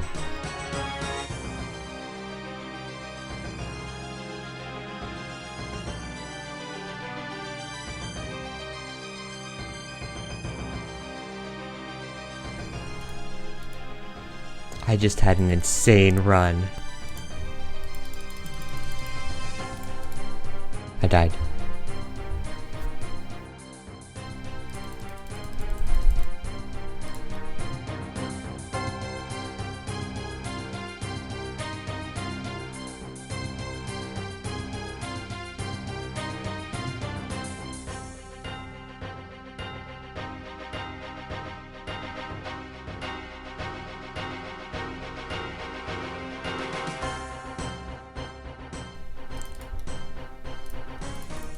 Nice. Wait.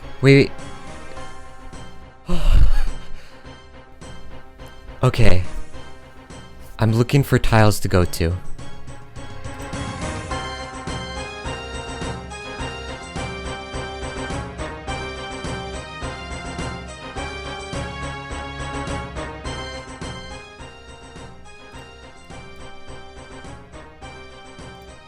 Fine.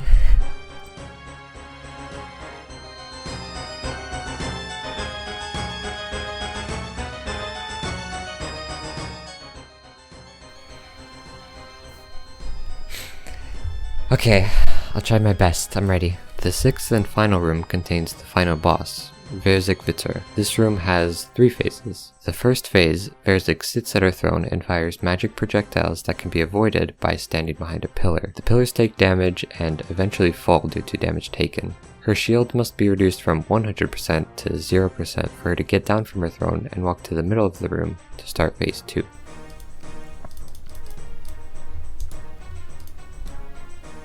I went too early.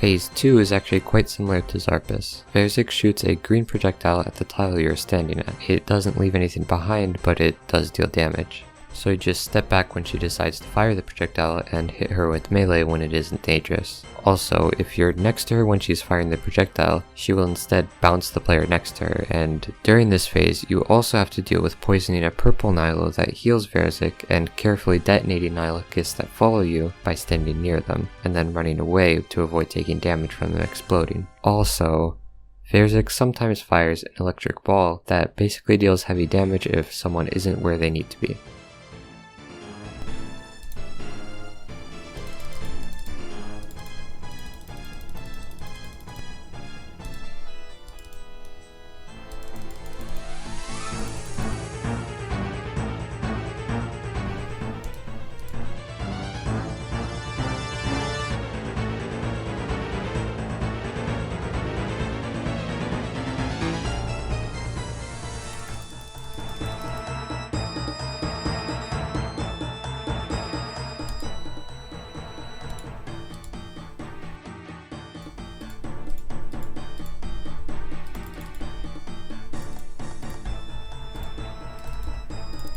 Oh. Alright, another Zenite. Nice. That is my first 99. I kind of forgot about it, but I guess it's pretty nice. Okay. Well, 91 Slayer. 4 more levels and I'm free. Oh, there it is. I can go back to fishing now. Well, that didn't take long. I'm now done with fishing for the achievement diaries. As I said way back, worst case scenario, I come back and do a few more laps for the remaining experience. I will be quickly finishing off 90 agility. It shouldn't take long, only a few laps.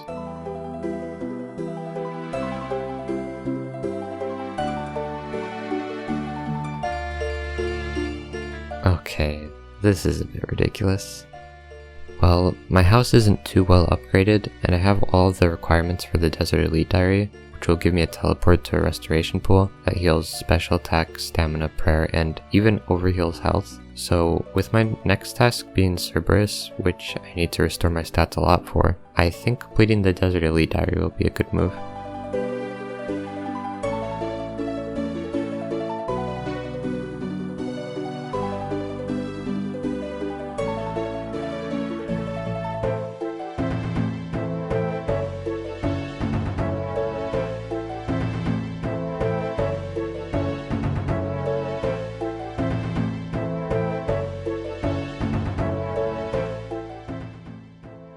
I've made a bit of a mistake. I can't claim this. My runecraft is too low. Okay, I have a plan. I'm going to complete whatever diaries I can, and I should be able to get enough XP for 70 runecraft, which then I'll be able to claim this lamp.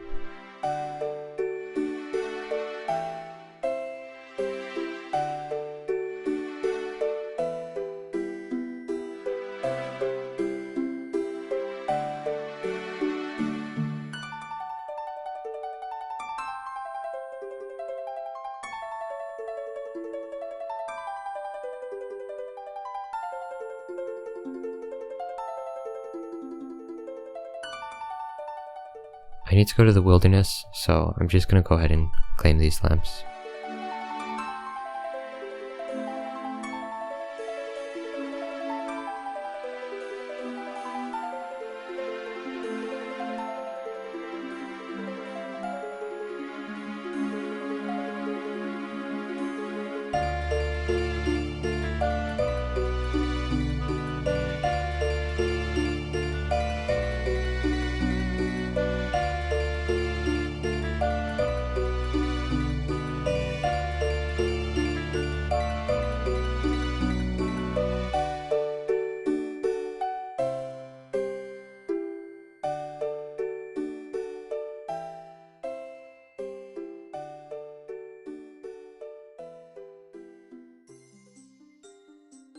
"99 farming."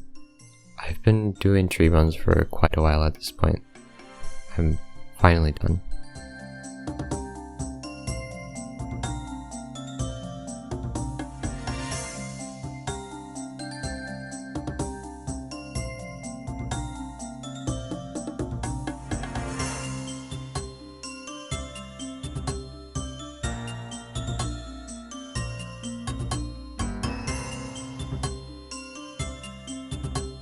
Lamp collecting is done. Many diaries were completed, and this should be enough XP to allow me to claim the Desert Elite lamp.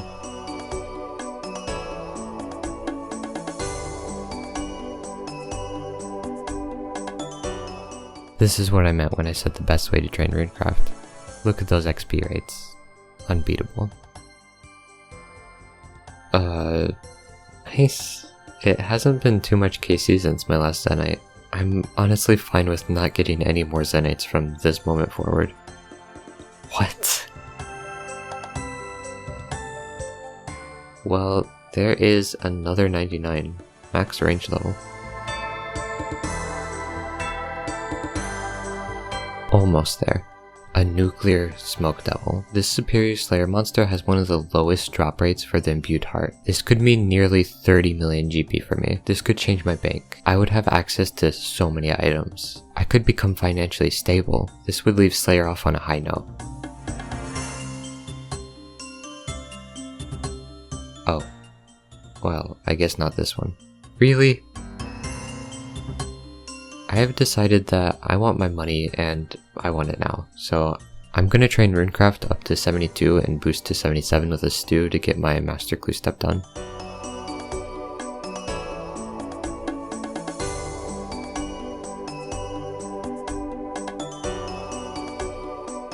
There we go. Alright, well, from these caskets I probably won't get anything good. From the masters, the best I can get is, I believe, around 20 mil in a specific item. This doesn't include mega rares, which could be over 1 billion, but no matter what, it'll still be a good amount of GP. Oh, wait, what? Really?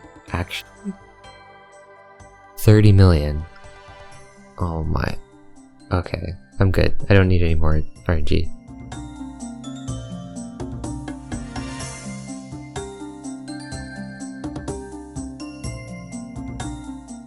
$112 million GP. 112 million GP. Okay, I need to figure out what to buy because there are some things I can get.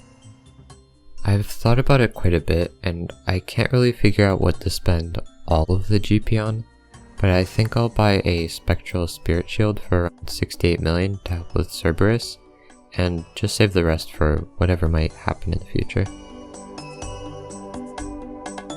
I'm still hoping for a Pegasian crystal, but an extra 1.6 million is nice.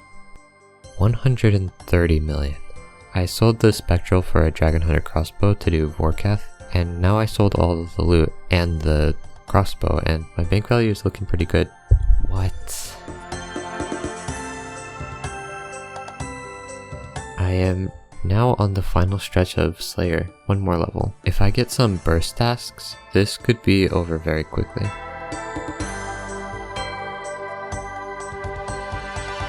Actually, imbued heart. Oh my. I only have one more level that I'm gonna train too. This is perfect timing.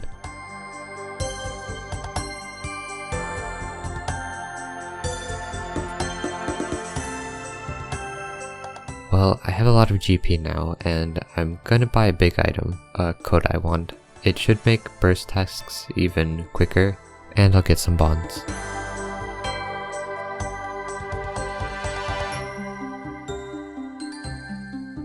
$126 days. Hopefully enough time to reach 99 runecraft. Alright, I will also buy a Ring of Suffering for the prayer bonus. It'll help a bit during burst tasks.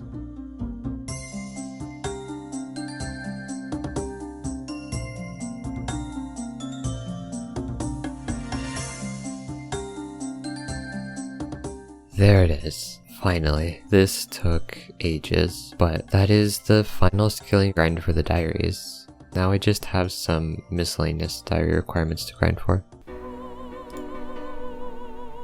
My client froze. Unable to rejoin party.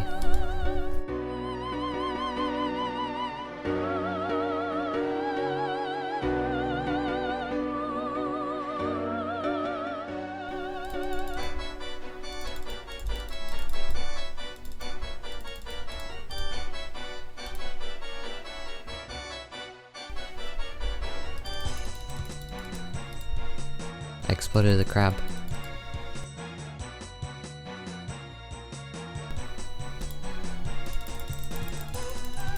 Dead? No? Okay.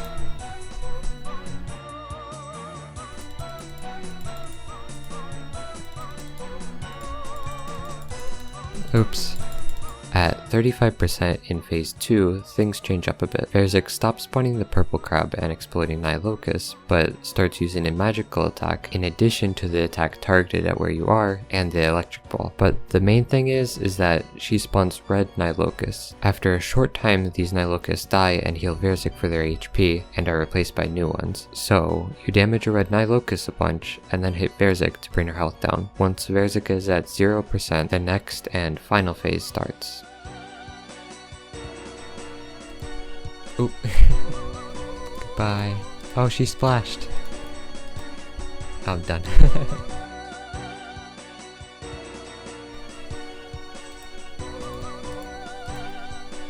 Wait, splashed? Oh.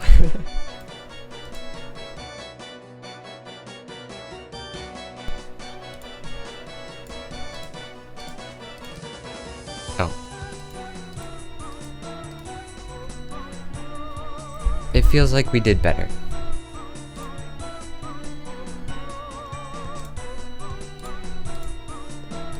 Do it. We made it!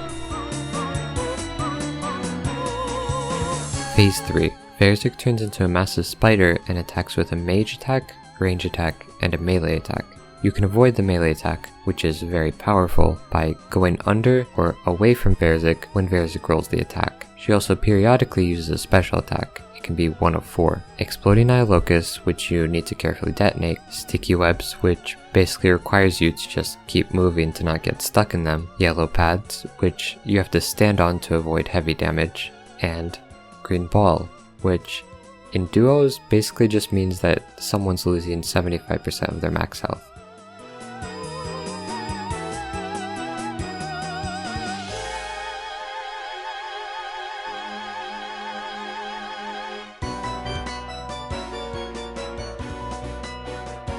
Oh. Okay, well, this will take a while. I will need to get level 5 in each Barbarian Assault roll, so a few days of Barbarian Assault it is. There is the final level up. It wasn't too bad. Well, I have a few more fairly tedious grinds to get through for the diaries, but having Barbarian Assault done is really nice.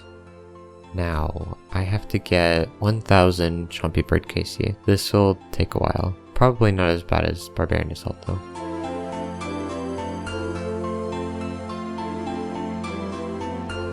That wasn't too bad.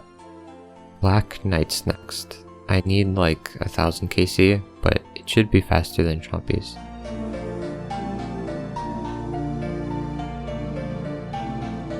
It is done. Mage Training Arena. I need to unlock Bones to Beaches, so I need to do each minigame a little bit to get enough points to get it.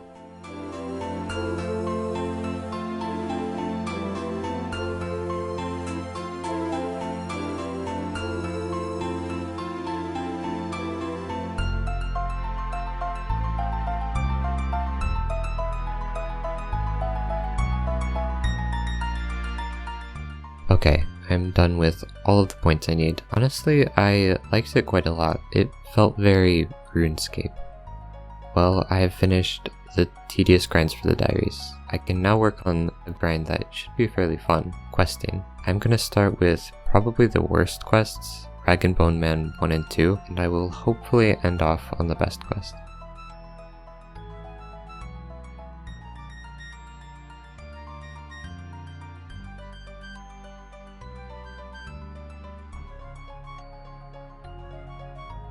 And the final quest is complete. What a nice way to get my quest point cape.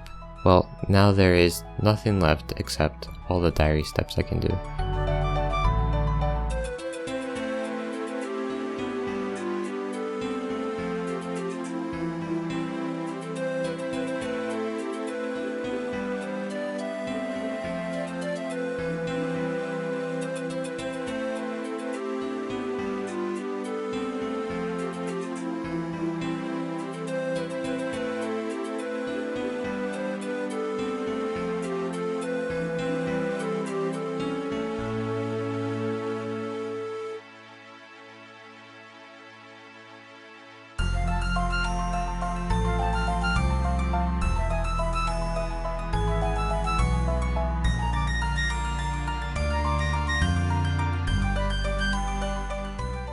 In case there was any doubt in anyone's mind about my training decision for runecraft, look at these XP rates. You can't beat this.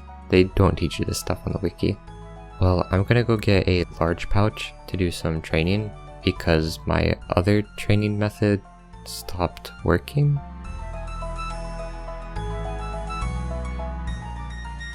I just realized I can boost for a few more diaries, so I will quickly try my luck and get some more lamps.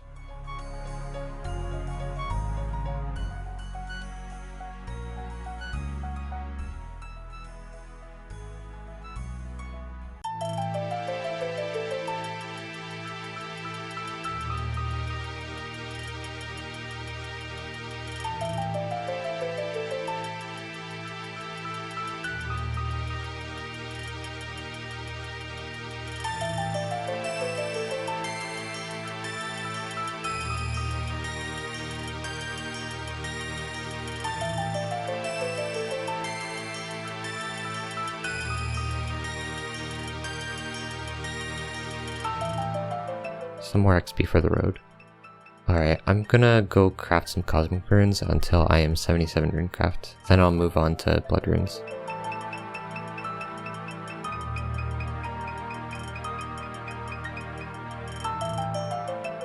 That didn't take long, just a few hours. Off to bloods. I'm gonna be here for a long time.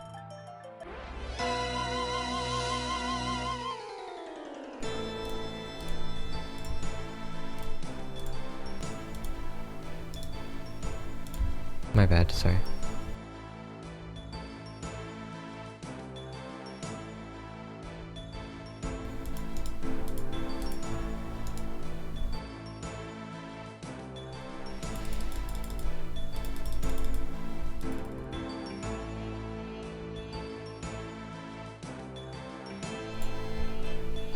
Oh. Okay, well, you may remember I spent a lot of money on stuff that I'm currently not using, and that a little while ago my duo partner purchased a scythe. Well, my TOB duo partner has been earning a lot of money, and we looked into my bank and their bank and found that we could both pool our money together and have us both have a scythe. Good news, I have a Scythe of Vitur. Bad news, I am 303 million GP in debt. Hopefully the theater pays soon and pays well.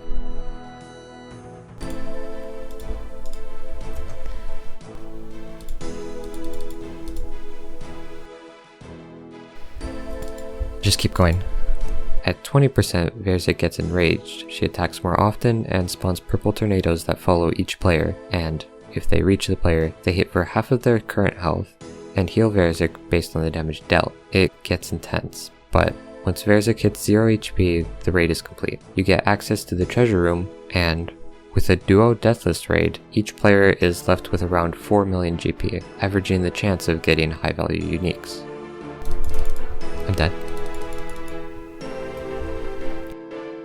Go near me, go near, go near. My bad.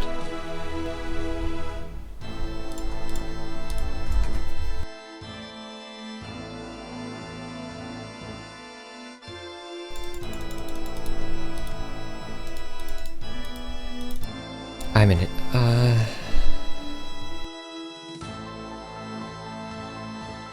I took out another loan. I am now 340 million GP in debt.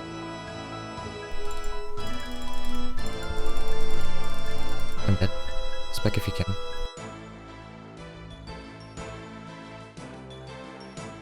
I wanted to get primordials pretty badly, so yeah, I took out another 5 million GP loan. My debt is 345 million GP. Is 100% interest bad? I figured that just meant they were looking out for me.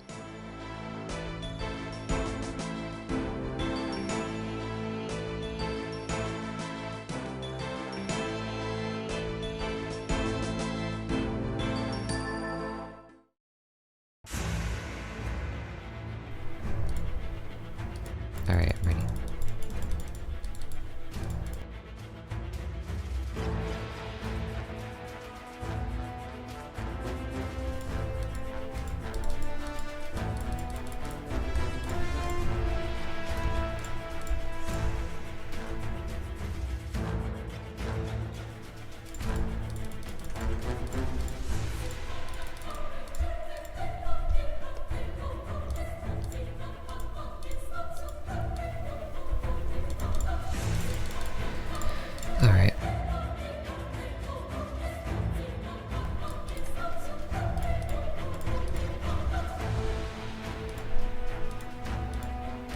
He's running.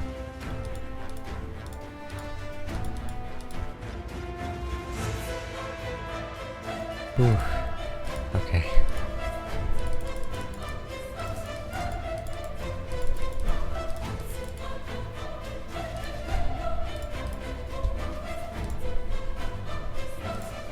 Yeah, well done.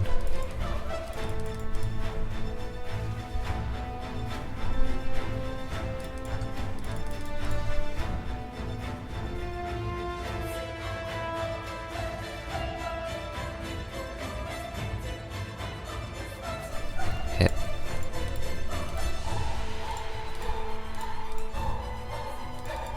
Don't be scared to heal.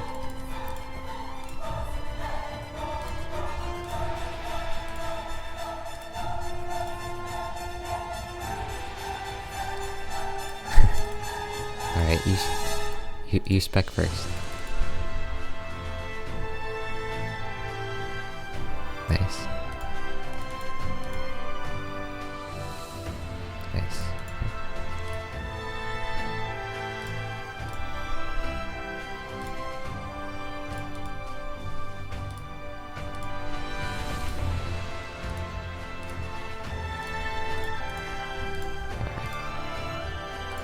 Nice.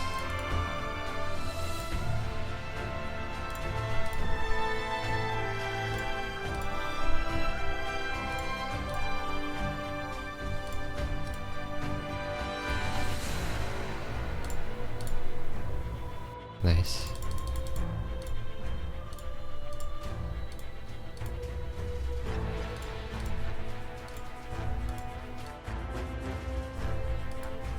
Alright. Yeah, I'm ready.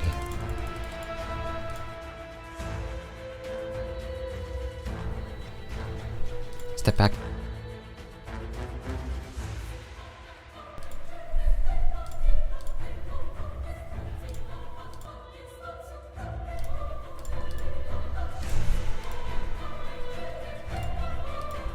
Nice.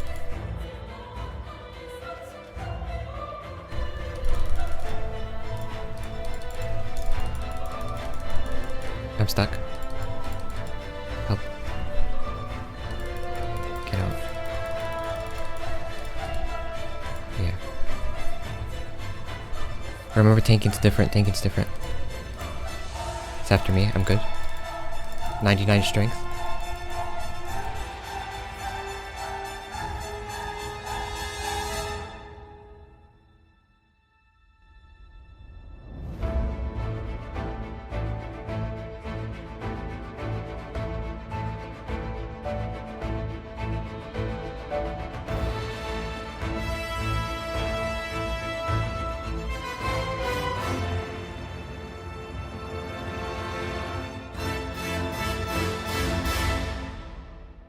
We got it. We got our first KC.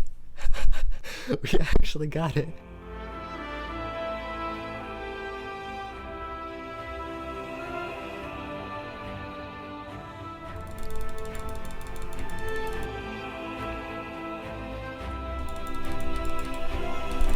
Easy. That was such a good raid.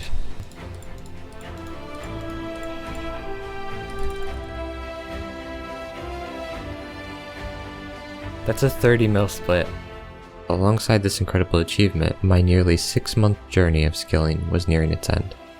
Even more valuable than the new moneymaker I earned, this journey showed me that no matter how impossible the odds may be, no matter how far away success may seem, no matter how difficult the challenge, there is always a way to conquer it. I hope to see you in the next episode.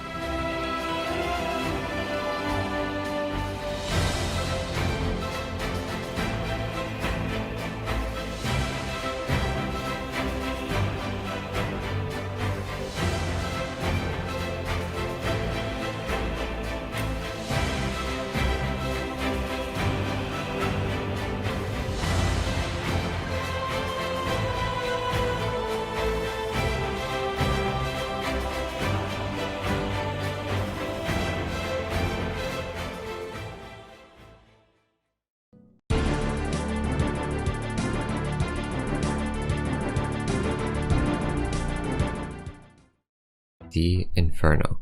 One of the most difficult boss challenges in old school RuneScape. A challenge that can take months and reach near 100 attempts in a fight that can easily reach 2 hours long. Infernal tests how quick you can think, how mechanically skilled you are, and your mental endurance. And the reward at the end? The Infernal Cape, the best in slot melee cape, and more than that, a trophy of conquering the Inferno. This has been on my mind for a while. I have been really wanting to start the Inferno grind, and after finishing 2 pretty big achievements, Duo Theater of Blood and 99 Runecraft, it seems like a perfect time to start this intense grind. But that wasn't my initial intention. I wanted to make money. I sold the scythe that I bought with borrowed money to take care of my debt, and I had a fair bit of money, but I wanted more. Not a specific amount, just more. So I did the Corruptly Gauntlet. The hype from the Bow of Fair Dinin coming out meant that the GP per hour of the Corruptly Gauntlet was heavily inflated, so I wanted to get in on that. I got 2 armor seeds and the pet in 25 KC, my first pet actually, but then I stopped. I bought some gear and went to train agility at the Sepulchre so I could earn money while training a skill. I even got a level, and I kept looking at the gear in my bank. It looked really cool, but every time I opened my bank, the fire cape would stand out in the worst way possible. All of this incredible endgame gear, and then a cape that I obtained 10 months ago as I was entering the mid-game. A mid-game cape with endgame gear. It didn't feel right. So on July 4th at 8 PM, I decided to buy some gear and start my journey through the Inferno.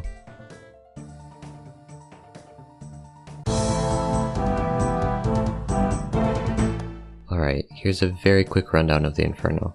There are 69 waves, with 1 to 66 actually being referred to as the waves. Basically, it starts at one very low monster, but then as it goes on, more and more are introduced and there's more and more variety, more things to deal with, and it gets very difficult, with 63 being the most difficult.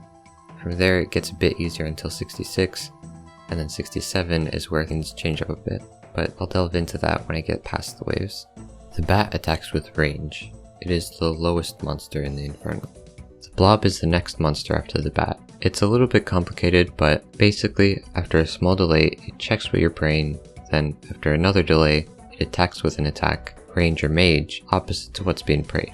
The third monster is the melee minion, which attacks with melee. It is the first monster that really hits accurately and hard. You need to either pray or safe spot it. If it cannot attack a player for an extended period of time, it will dig and reappear near the player. Most often, a wave solution will somehow find a way to safe spot the melee.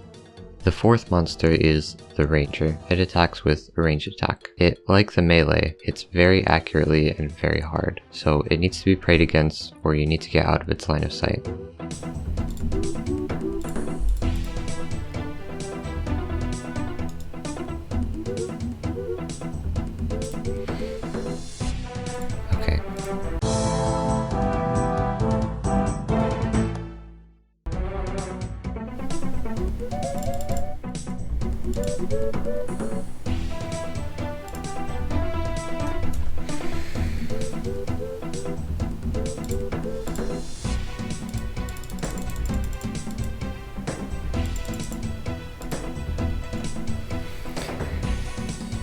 The fifth and final monster of the waves is the Mage Minion. It too hits very hard and is very accurate, so its damage must be avoided or negated. Oh, and also, it can respawn each other monster that spawned in the wave once.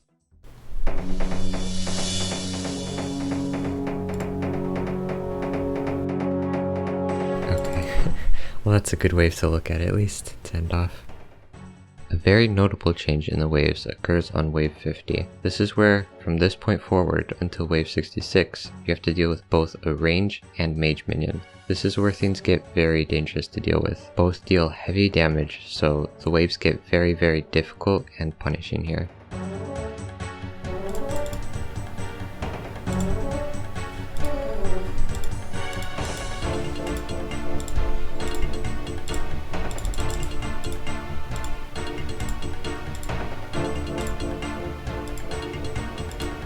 Ah, my bad.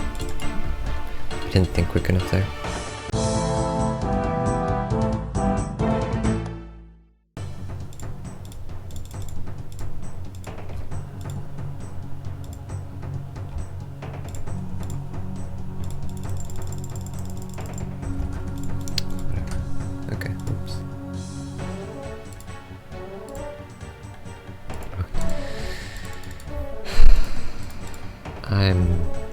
do some Slayer. Alright, a big development. I have a wealthy beneficiary that is willing to loan me a T-bow. I'm gonna pay the difference if it goes down. It's currently around 850 mil, and I'm gonna use it for Infernal.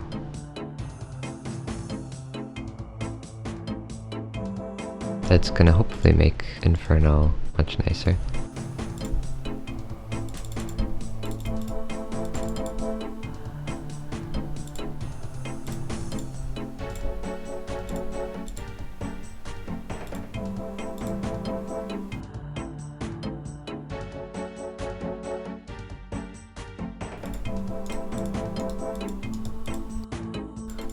Okay, I messed up there.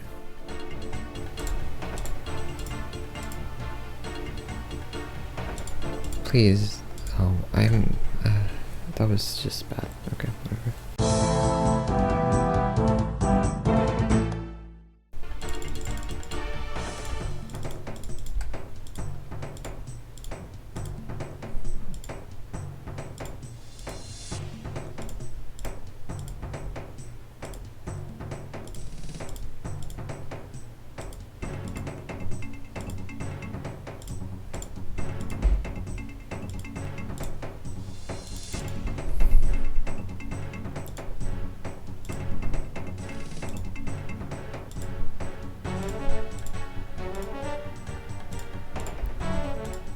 I messed up. Okay, that's really bad. I got dragged out. Okay.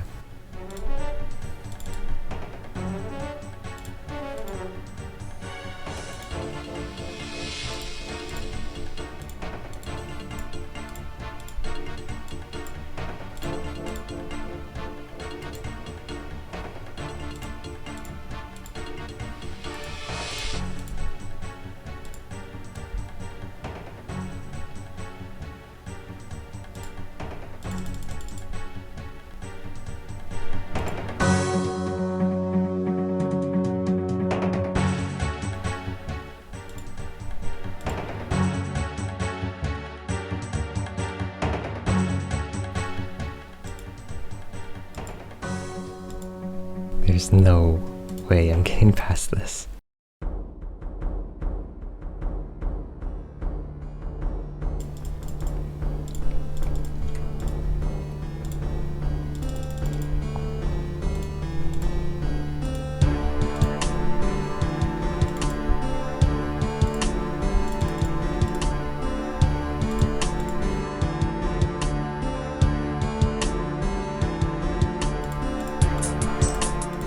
I mean, it's not over yet. I could still fall somehow, but I need to have a good spawn for 63. I need to have the nibblers either go there, or I need to one-shot them. The nibbler flopping around might be enough to finish off this pillar, so yeah, not great.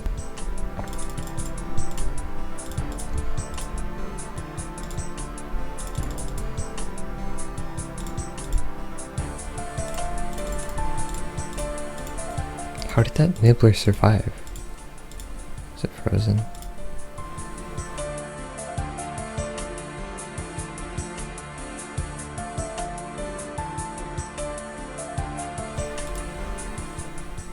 There's still a large chance that I die. The issue is, again, the nibblers come for this. I need to barrage them immediately. I probably will miss them. Yeah, I'm not making it. Not with that pillar gone. My last hope. It's been a wild ride. Oh my god. I'm getting just the luckiest spawns you can get. I can't make it past the next wave probably. Man, I'd love to make it further, but the gravitational pull of a nibbler is probably enough to take out this support.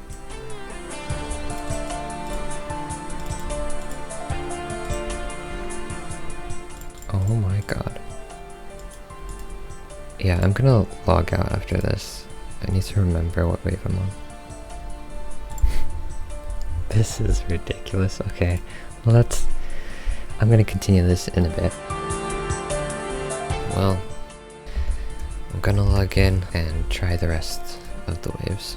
I have a chance against single Jad, but I don't know about triples, and suck, I'm not sure either, but I'm lucky to have gotten this far anyway, so I'll just get back to wave practice after this. Oh no. The normal waves stop after 66, and wave 67 is where we see the return of Jad. You just have to fight a normal Jad. It looks different, but functions the same. I just need to pray based on what Jad attacks.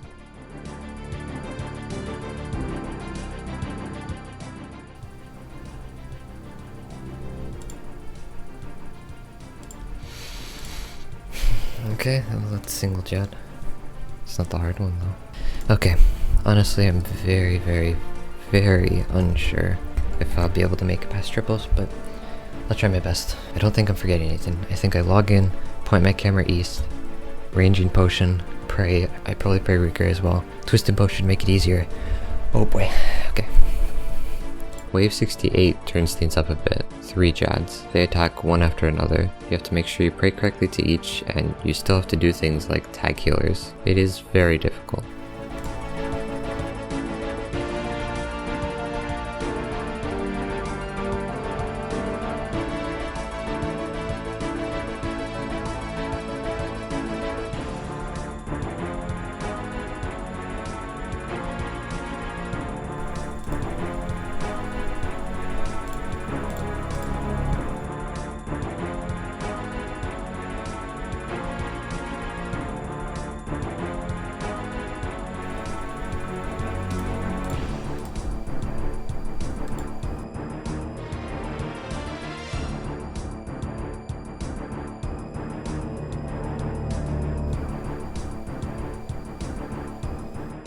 Oh. I actually got past triples. Oh my goodness. Alright, it's been a wild ride. Honestly, it's been a miracle that this run made it this far. I'm gonna try my best. Here we go. The final wave, 69, is against Suck. It's a bit complicated, but basically you follow the shield back and forth and deal with the challenges that come your way. Once Suck hits 0 HP, that is the cape obtained. Okay, sets are gonna spawn there.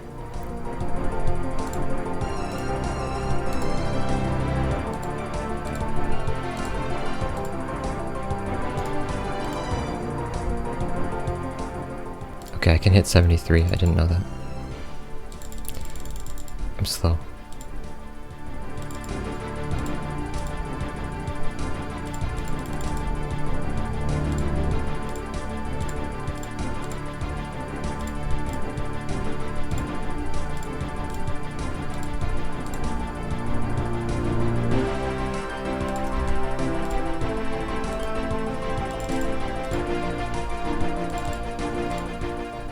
I moved too early. Oh my god, I didn't, but barely.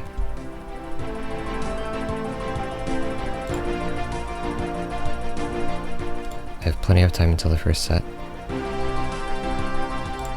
Don't hit, don't hit, don't hit. Okay. Okay, I hit in the corner. I need to be ready to equip blowpipe.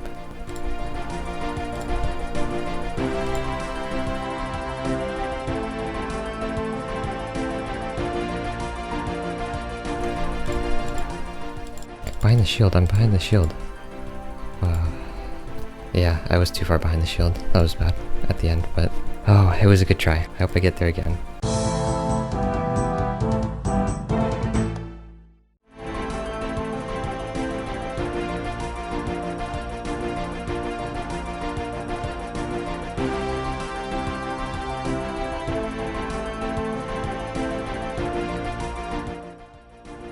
That's frustrating.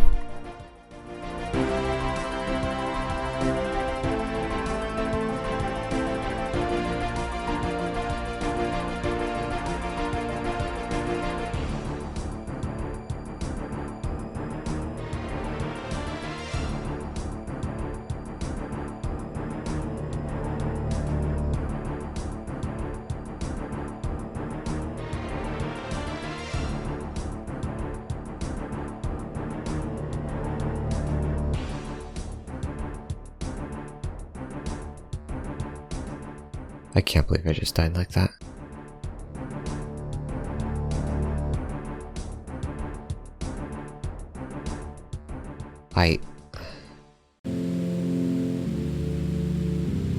Easy 31 spawn.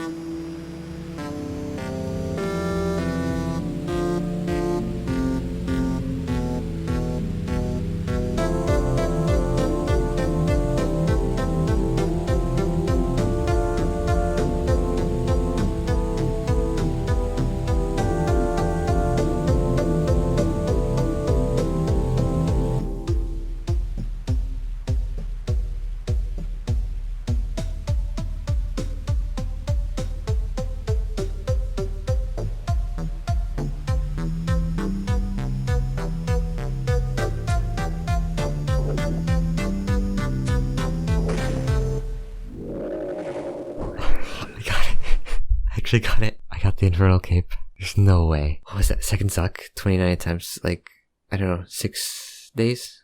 And so, after 29 attempts, in a little bit over 6 days, I'd gotten my Infernal Cape. I locked my Infernal Cape with a trove of parchment for some added safety, and then returned the twisted bow that I had been lent.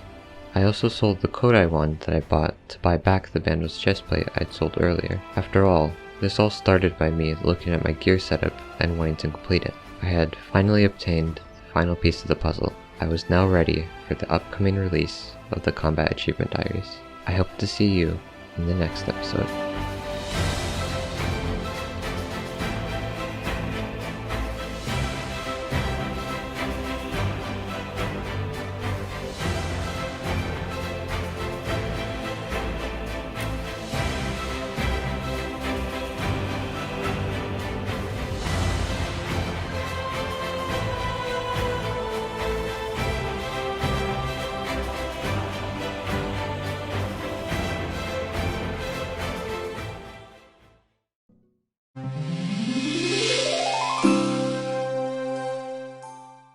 I am closing in on maxing. My stats are getting quite high, but looks can be deceiving. Maxing takes a long time, and most of the time is spent at the highest levels. Now that I have the Infernal Cape, and now that I've conquered Duo Theater of Blood, I am now ready to start pushing towards max. The first skill I want to spend time maxing now is prayer. Even though I'm mainly pushing towards maxing, I do sometimes have the urge to do some PVM, and I want to get back to doing regular duo theater runs. And having higher prayer makes pretty much every piece of PVM so much nicer. It's going to be expensive, but I think it would be better to get sooner rather than later.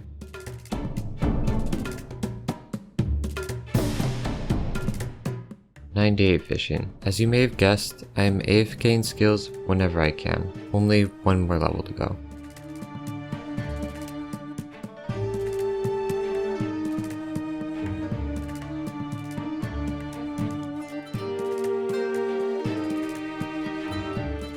Well, there it is. Now I want to get construction, but not 99. That would be way too big an investment at this point. In the same spirit of being set for PVM whenever I want to, I want to get my house kitted out with all of the nice amenities of an old school RuneScape house. I've looked at the optimal level to get, and with stew boosting in mind, 82 construction should be able to get me a really nice house.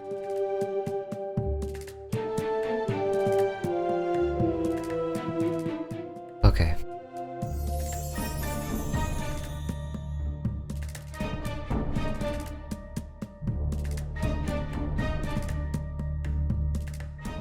Now my house. mouse is upgraded. I wanted to push really hard for maxing, but Combat Diaries just came out, so I am really excited to do some PvM. Looking at the Combat Achievement Diaries, I don't think I'll go for full completion, but it should be a fun challenge to try these from time to time.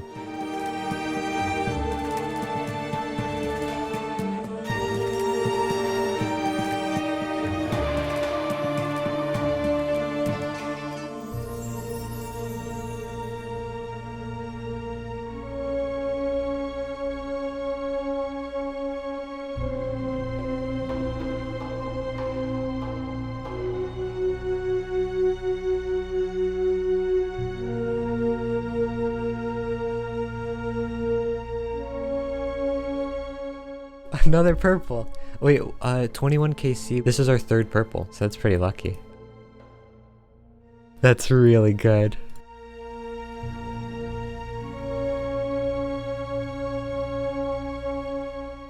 I feel like I got to do a good amount of combat, and I'm ready to go back to pushing my total level.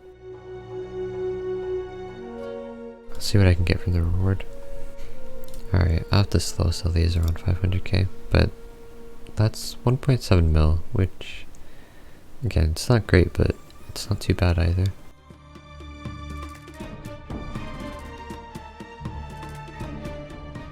Well, there is 99. I 3-ticked for some of it, not all of it though.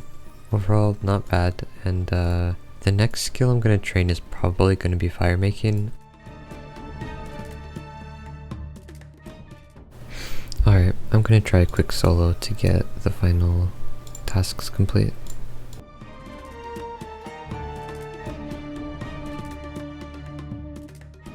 Well, there's the 99.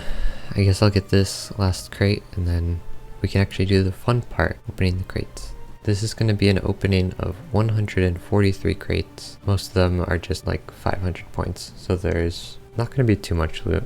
I guess I'm just hoping for some good money.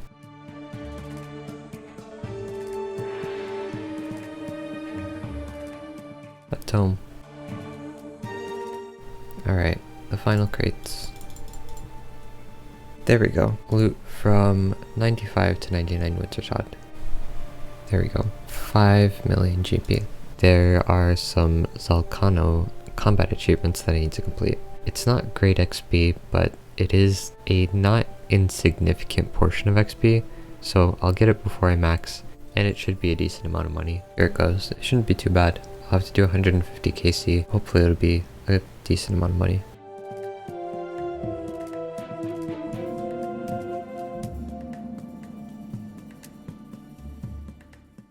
Alright, I think this is the final KC.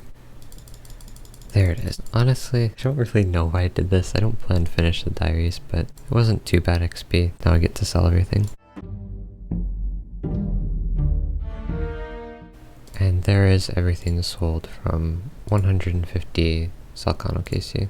Now I need to move on to the next scaling method, which is going to be Pyramid Plunder for 99 Thieving. Hopefully I'll earn some money. I'll have to see how that goes.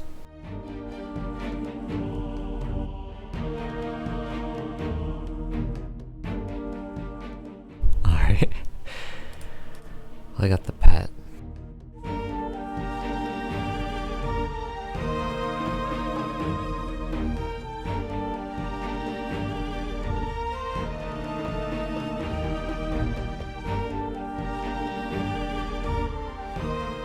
And that was it for my active training. At this point, I started my ultimate, but I still skilled on this account. I did every AFK task I could find and occasionally did some higher effort things. I AFK'd woodcutting from 90 to 99. I did some Nightmare Zone, finished off my thieving training, leaving enough XP away from 99 to finish it at Sepulcher, finished 99 attack, mined at the Motherlode mine from 94 to 99 mining, got some nice splits from Bandos and the theater, got 2200 total level, and got 98 cooking and 98 crafting. Now, next episode won't be the last. I won't be maxing, but it should be a very special episode. I hope to see you in the pre-finale.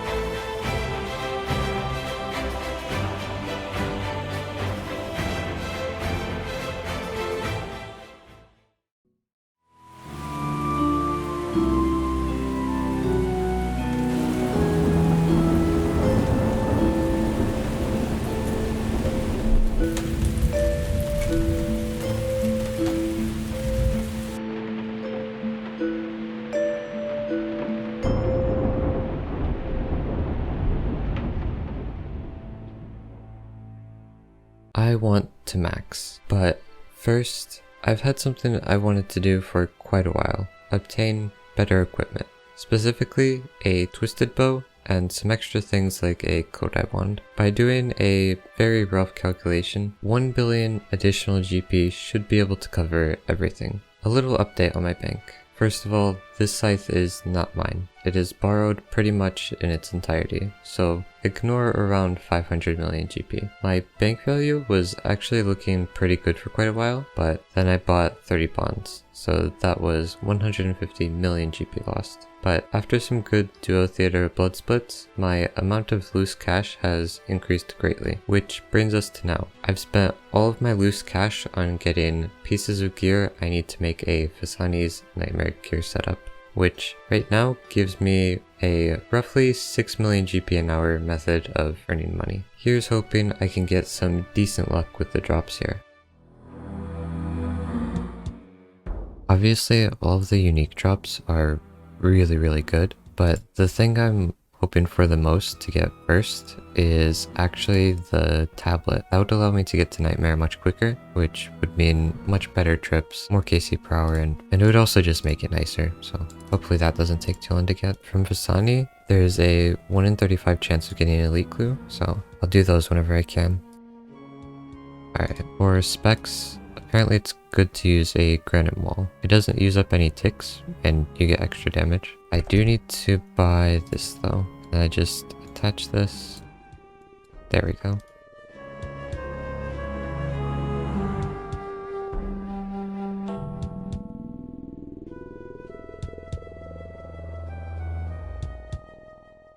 I didn't even know I had loot beams on. It's only 13 KC. I can't believe this. I guess I got an item. That is a 1 in 3,000. I feel like getting some upgrades. I might as well finish this trip because I barely used any supplies.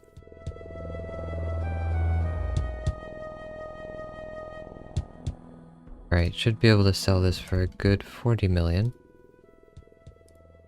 I suppose I could get an imbued heart and ancestral hat. Imbued heart, and it's been a while since I've had the hat, so it's nice for it to come back.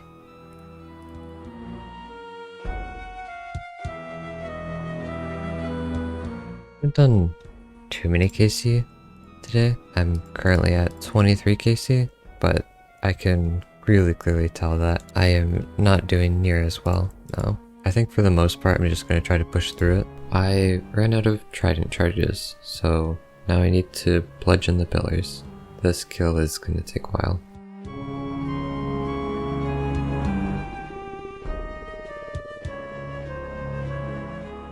Was much closer than I'd want it to be. Well, off to the theater. Broop. Pass it. Good. I still have a brew. Alright. 1.6 million.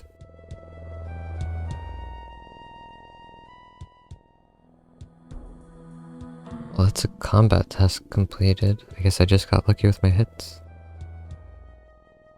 Well, that's 50 KC. That is 92 Hunter.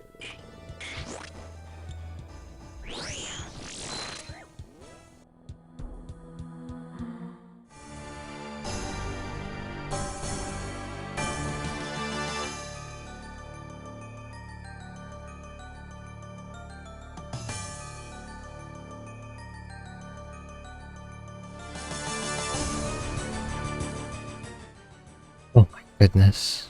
That was a bad one, but I can't believe I got it in the end. Interesting. It'll just sit in the bank. Pretty much a pet, right next to Rocky. Getting any of the unique tradable items is a 1 in 167. If you exclude the Nightmare Staff and Eldritch Orb, which are the two lowest costing items, it is a 1 in 240 for an item.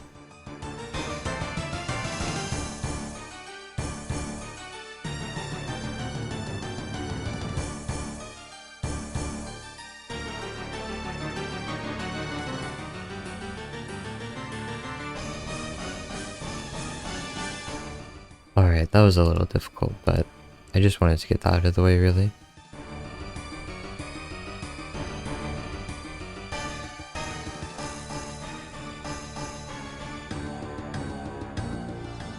That is 100 KC. I don't have the tablet yet, but it's a 1 in 100, so it's not really unusual to not have it at this point. I think I'll open these caskets and do the master quiz I get. Oh, and there's a master.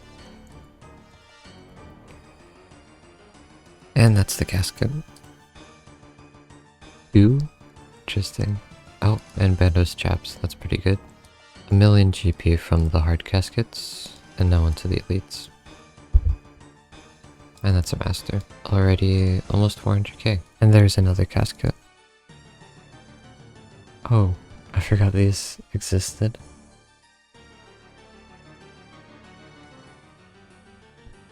And not much. Not bad. From the elites, about 1.2 mil. And now I have 2 master caskets. Guess not bad. 800k. Oh, and a mimic. So 2 mil more. Interesting. Well, that's everything. My money is looking much better, which is nice because I'm going to need to buy a bunch of supplies. I was feeling like maybe doing some master clues, so I opened these caskets, and apparently I got 2.8 mil. It's sold. Well, that's nice to have more cash. By the way, at this point, I've decided that I'm going to go for one more item and then stop. Hopefully, it'll be a good item.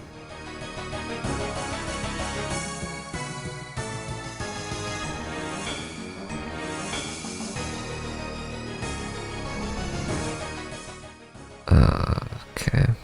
I am at 187 Masani's KC. I'm leaving when I get another item. I hope it's soon. Before that, I hope to get the tablet so I can just do 1 KC trips. Okay, I think that's the achievement. And some sand views.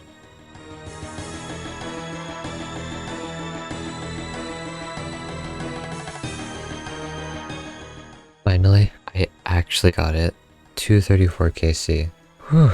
Well, this should make KCs much easier to get now. I am really happy to have that. Now grinding out the item should be easier.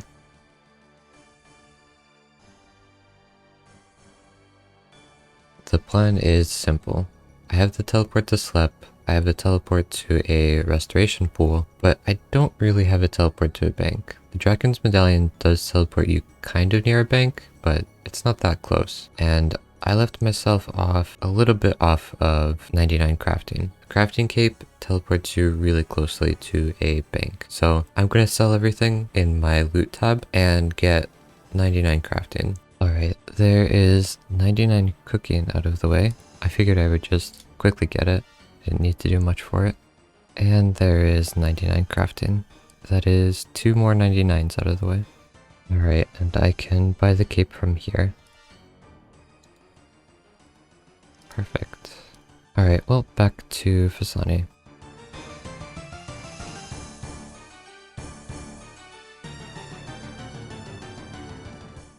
There's all the KC I need for the combat achievements.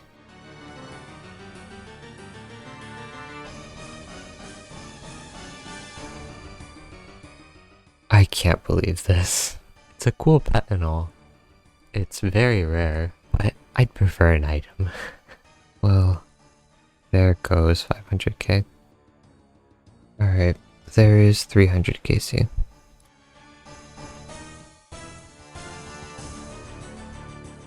Alright, I am up to 333 KC, and I am pretty much out of supplies again. So, I need to buy stuff, but I don't have a lot of money. I will see how far this money gets me though. Alright, there is my final cash stack. I am hoping to get an item soon. During the black hole's special attack, you can actually step under Fasani's corner tiles and be completely safe. But that is why you right click to step under. Well, an elite for 350 and blood runes, which is nice because I need those. And this is me actually being saved by right click stepping under.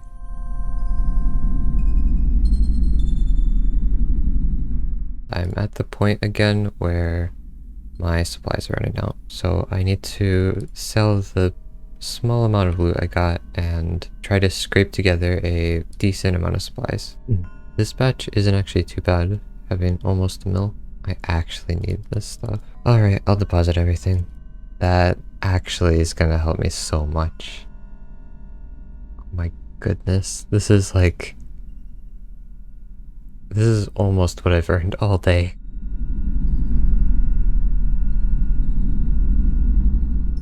Oh my goodness. I need blood runes to cast thralls, and currently I have next to no money, but because of these buckets of sand that I've been getting daily from Bert, I have enough money now.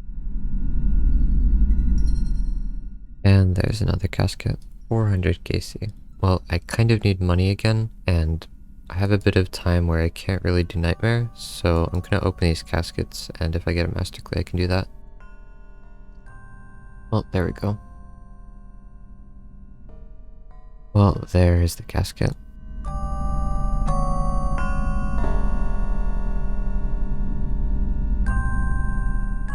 There is 93 Hunter. I'm just doing Hunter from time to time when I want something lower effort. Well, currently I am at 413 KC, and honestly it's gotten a little bit boring, and so this should be good DPS, but it's gonna be a bit difficult. Oh, wait a minute. I forgot about this phase.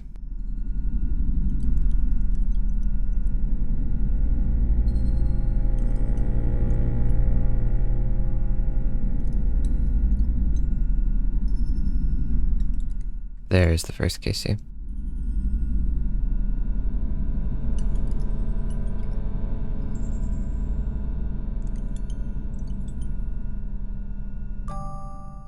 Alright, well, that was fun. I did some KCs with it, but for me, it's too inconsistent. I make too many mistakes, and it's much more relaxing to just do it with a bludgeon and full health. I can get another? Oh, come on.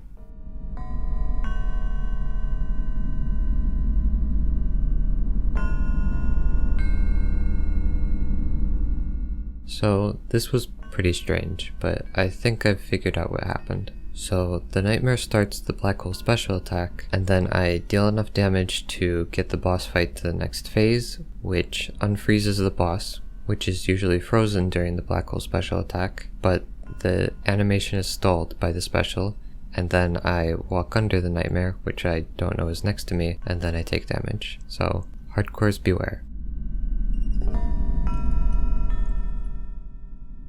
Wonderful. Minus 60k. Great.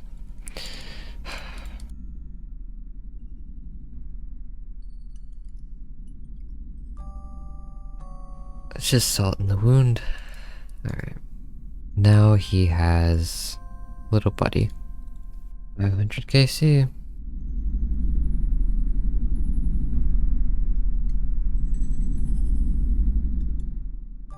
Well, I'm up to 550 KC now, and I have a Inquisitor helm and mace that was loaned to me. The mace is good for faster kill times, and I actually get to train defense with it, which is my only non-maxed melee skill. Well, there's 561 KC. Nothing special about this, just checking in.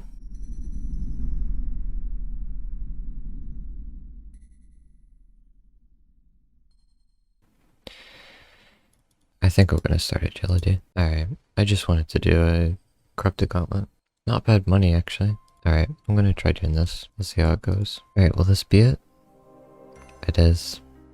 Alright, well, now I can go into the final floor and Grand Coffin. Not bad. Alright, well, agility is great. I've earned a lot of GP in a short amount of time. This isn't even all of it, but it's most of it. And honestly, I kind of just want to do this. So I'm gonna go back to Sunny's Nightmare and try to finish it up. But for now, I think I'll just go back and forth from time to time between them. Well, there's 95. That's the mace coming in.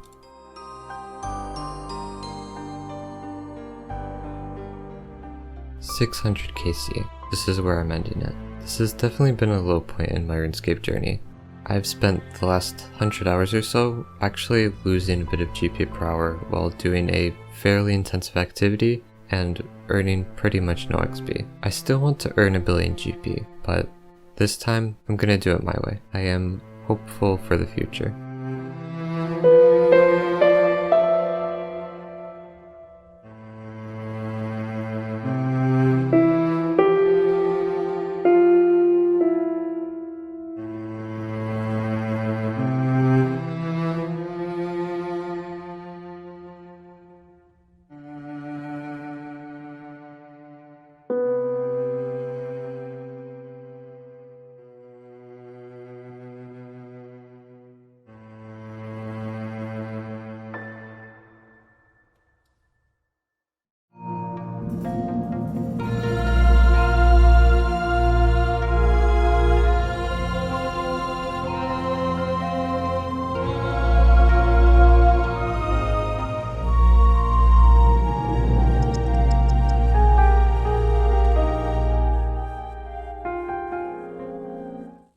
So going dry at Vasani's Nightmare for almost 600 KC was tough, but it is what it is. I've decided to not worry about money, at least not really. It's time to finish my final goal. I've conquered some of the most difficult challenges in Gielinor, so all that's left is to max. I have 2,220 total, so 57 total levels left with 9 skills left. Here begins the final push. Oh, come on. Well, I will sell this first.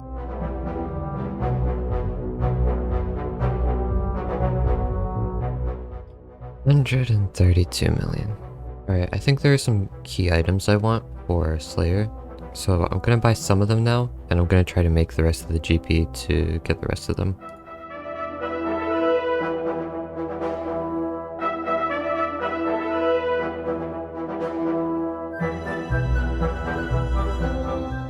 Alright, well that is good for now.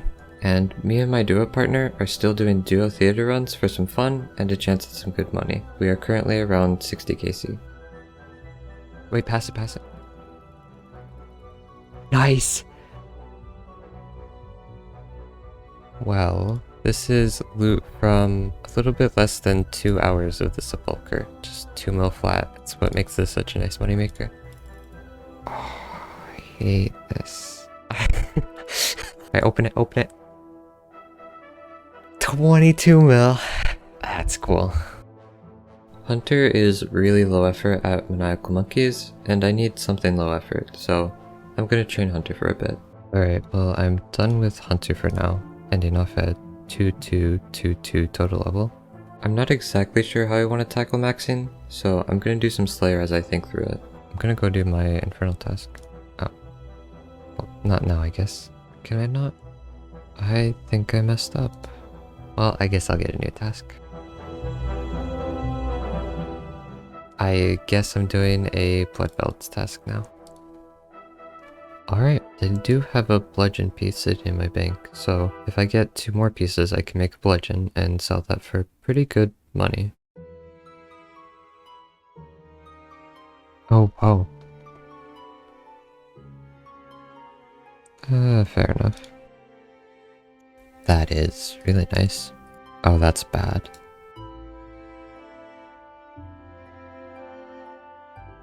Oh, unsired. That is great. Wow, okay. My goodness, I'm getting so lucky here. That's the bludgeon done. Nice. That's so good. Before I move on to my next task, I want to sell everything from this task and see how much I got.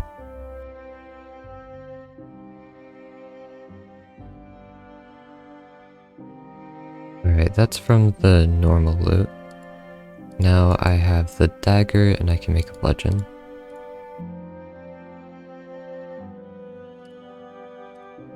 And that was a 30 mil task. After this I'm probably going to do agility. Agility is such a good moneymaker right now. It's at like almost 3 mil. Also, having a bunch of money to get gear for Slayer is going to be really nice, so it just seems like a good idea to do first. Right, well, here is my 100th coffin. There's 94. There's 83 construction. That's pretty nice to get some extra XP. There's 99 thieving. I'm gonna go quite far past this. 95. Everything's going smoothly.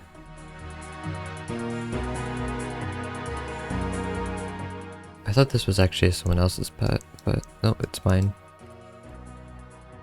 There we go. Well, that marks another day of Sepulcher. 8 mil. It's pretty good.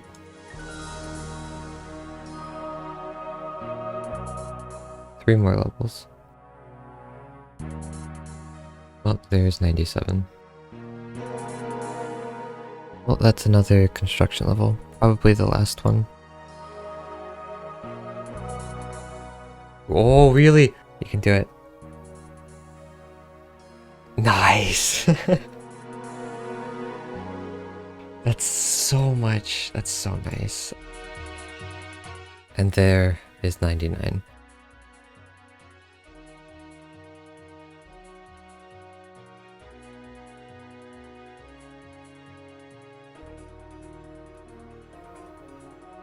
That is 86 mil, which brings me up to 181 mil. The bank value is 487 million GP. Well, back to Slayer. Interesting.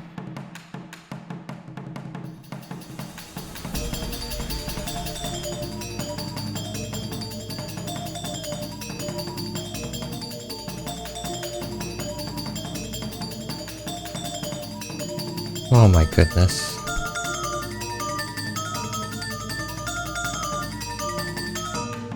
That is 99 magic. Oh.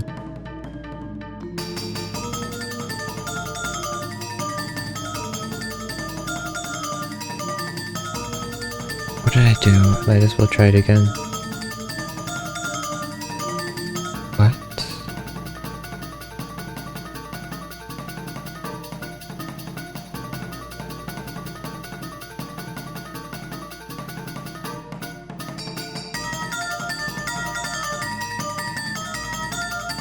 Okay, finally.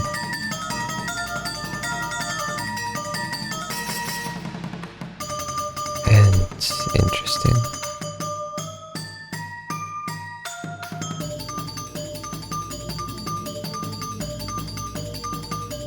$97 Slayer. Oh, that's really nice. Okay.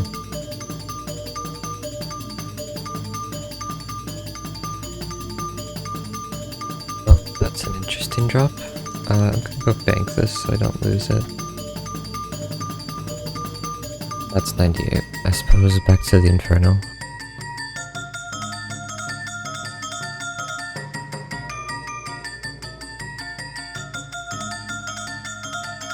Okay, good.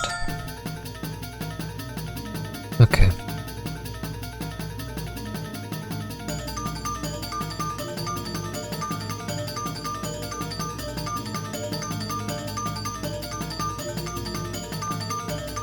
Okay, I'm glad that worked. Come back to a sec.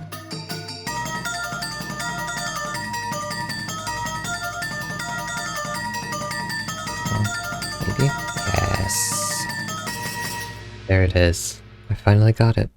And from selling all the loot, 43 mil. And if I add that with this, 120 mil. I'm done with Slayer, so I can sell all of the gear I bought for Slayer. And now I'm up to 460 mil. I'm gonna do something that is long overdue, and that's paying off the Scythe of Vitor. I need to pay off about 470 million GP, and this pays it off. There we go.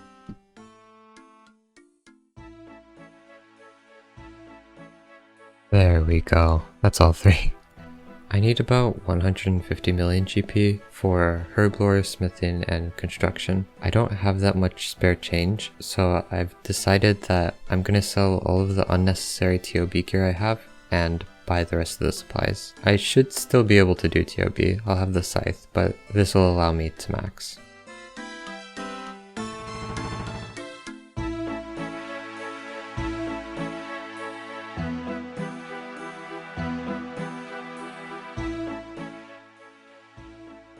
Okay, construction. an incredibly expensive skill to train, but with mahogany homes, the cost is cut greatly. It is about 1/5 of the XP per hour, but for me it'll save about 100 million GP going to 99. If I want to keep my scythe, which I do, this will be an invaluable resource. So basically, less planks, more time, but same XP. There we go.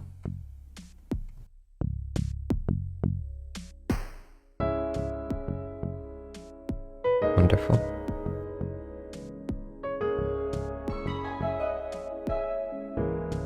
And there's 90.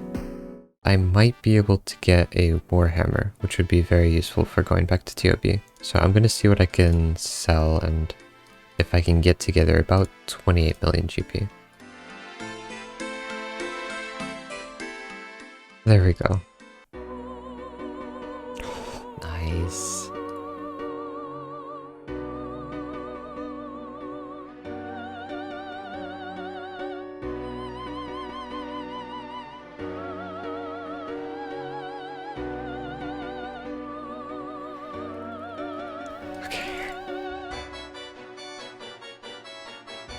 Nice.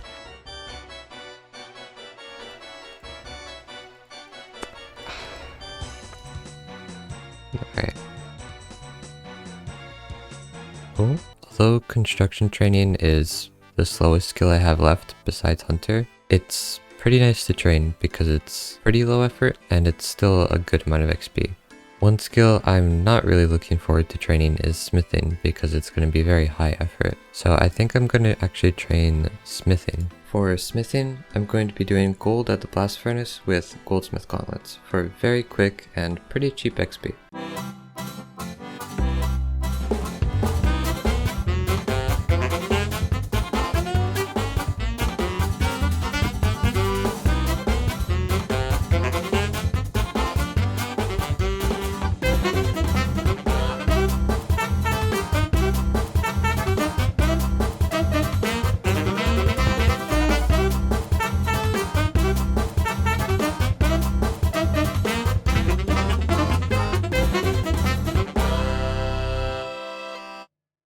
There's another max, and a high effort one at that. Now back to construction.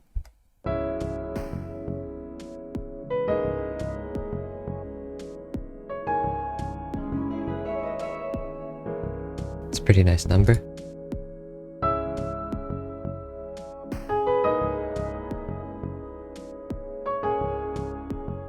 Well, one more level. There it is, finally. After 16 months and many hours of grinding, the journey is finally coming to a close.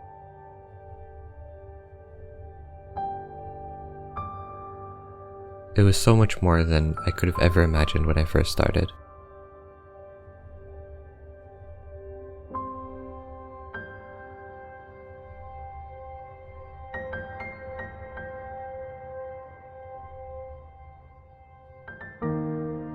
And I went further than I ever thought I would.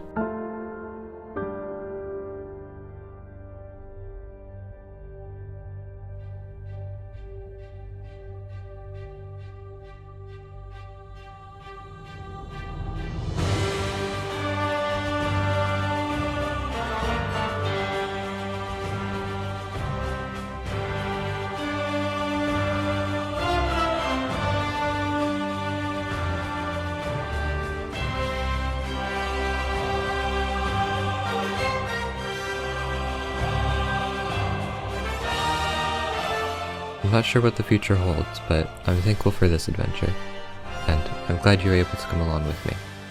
For now, I bid you all a farewell. Thanks so much for watching.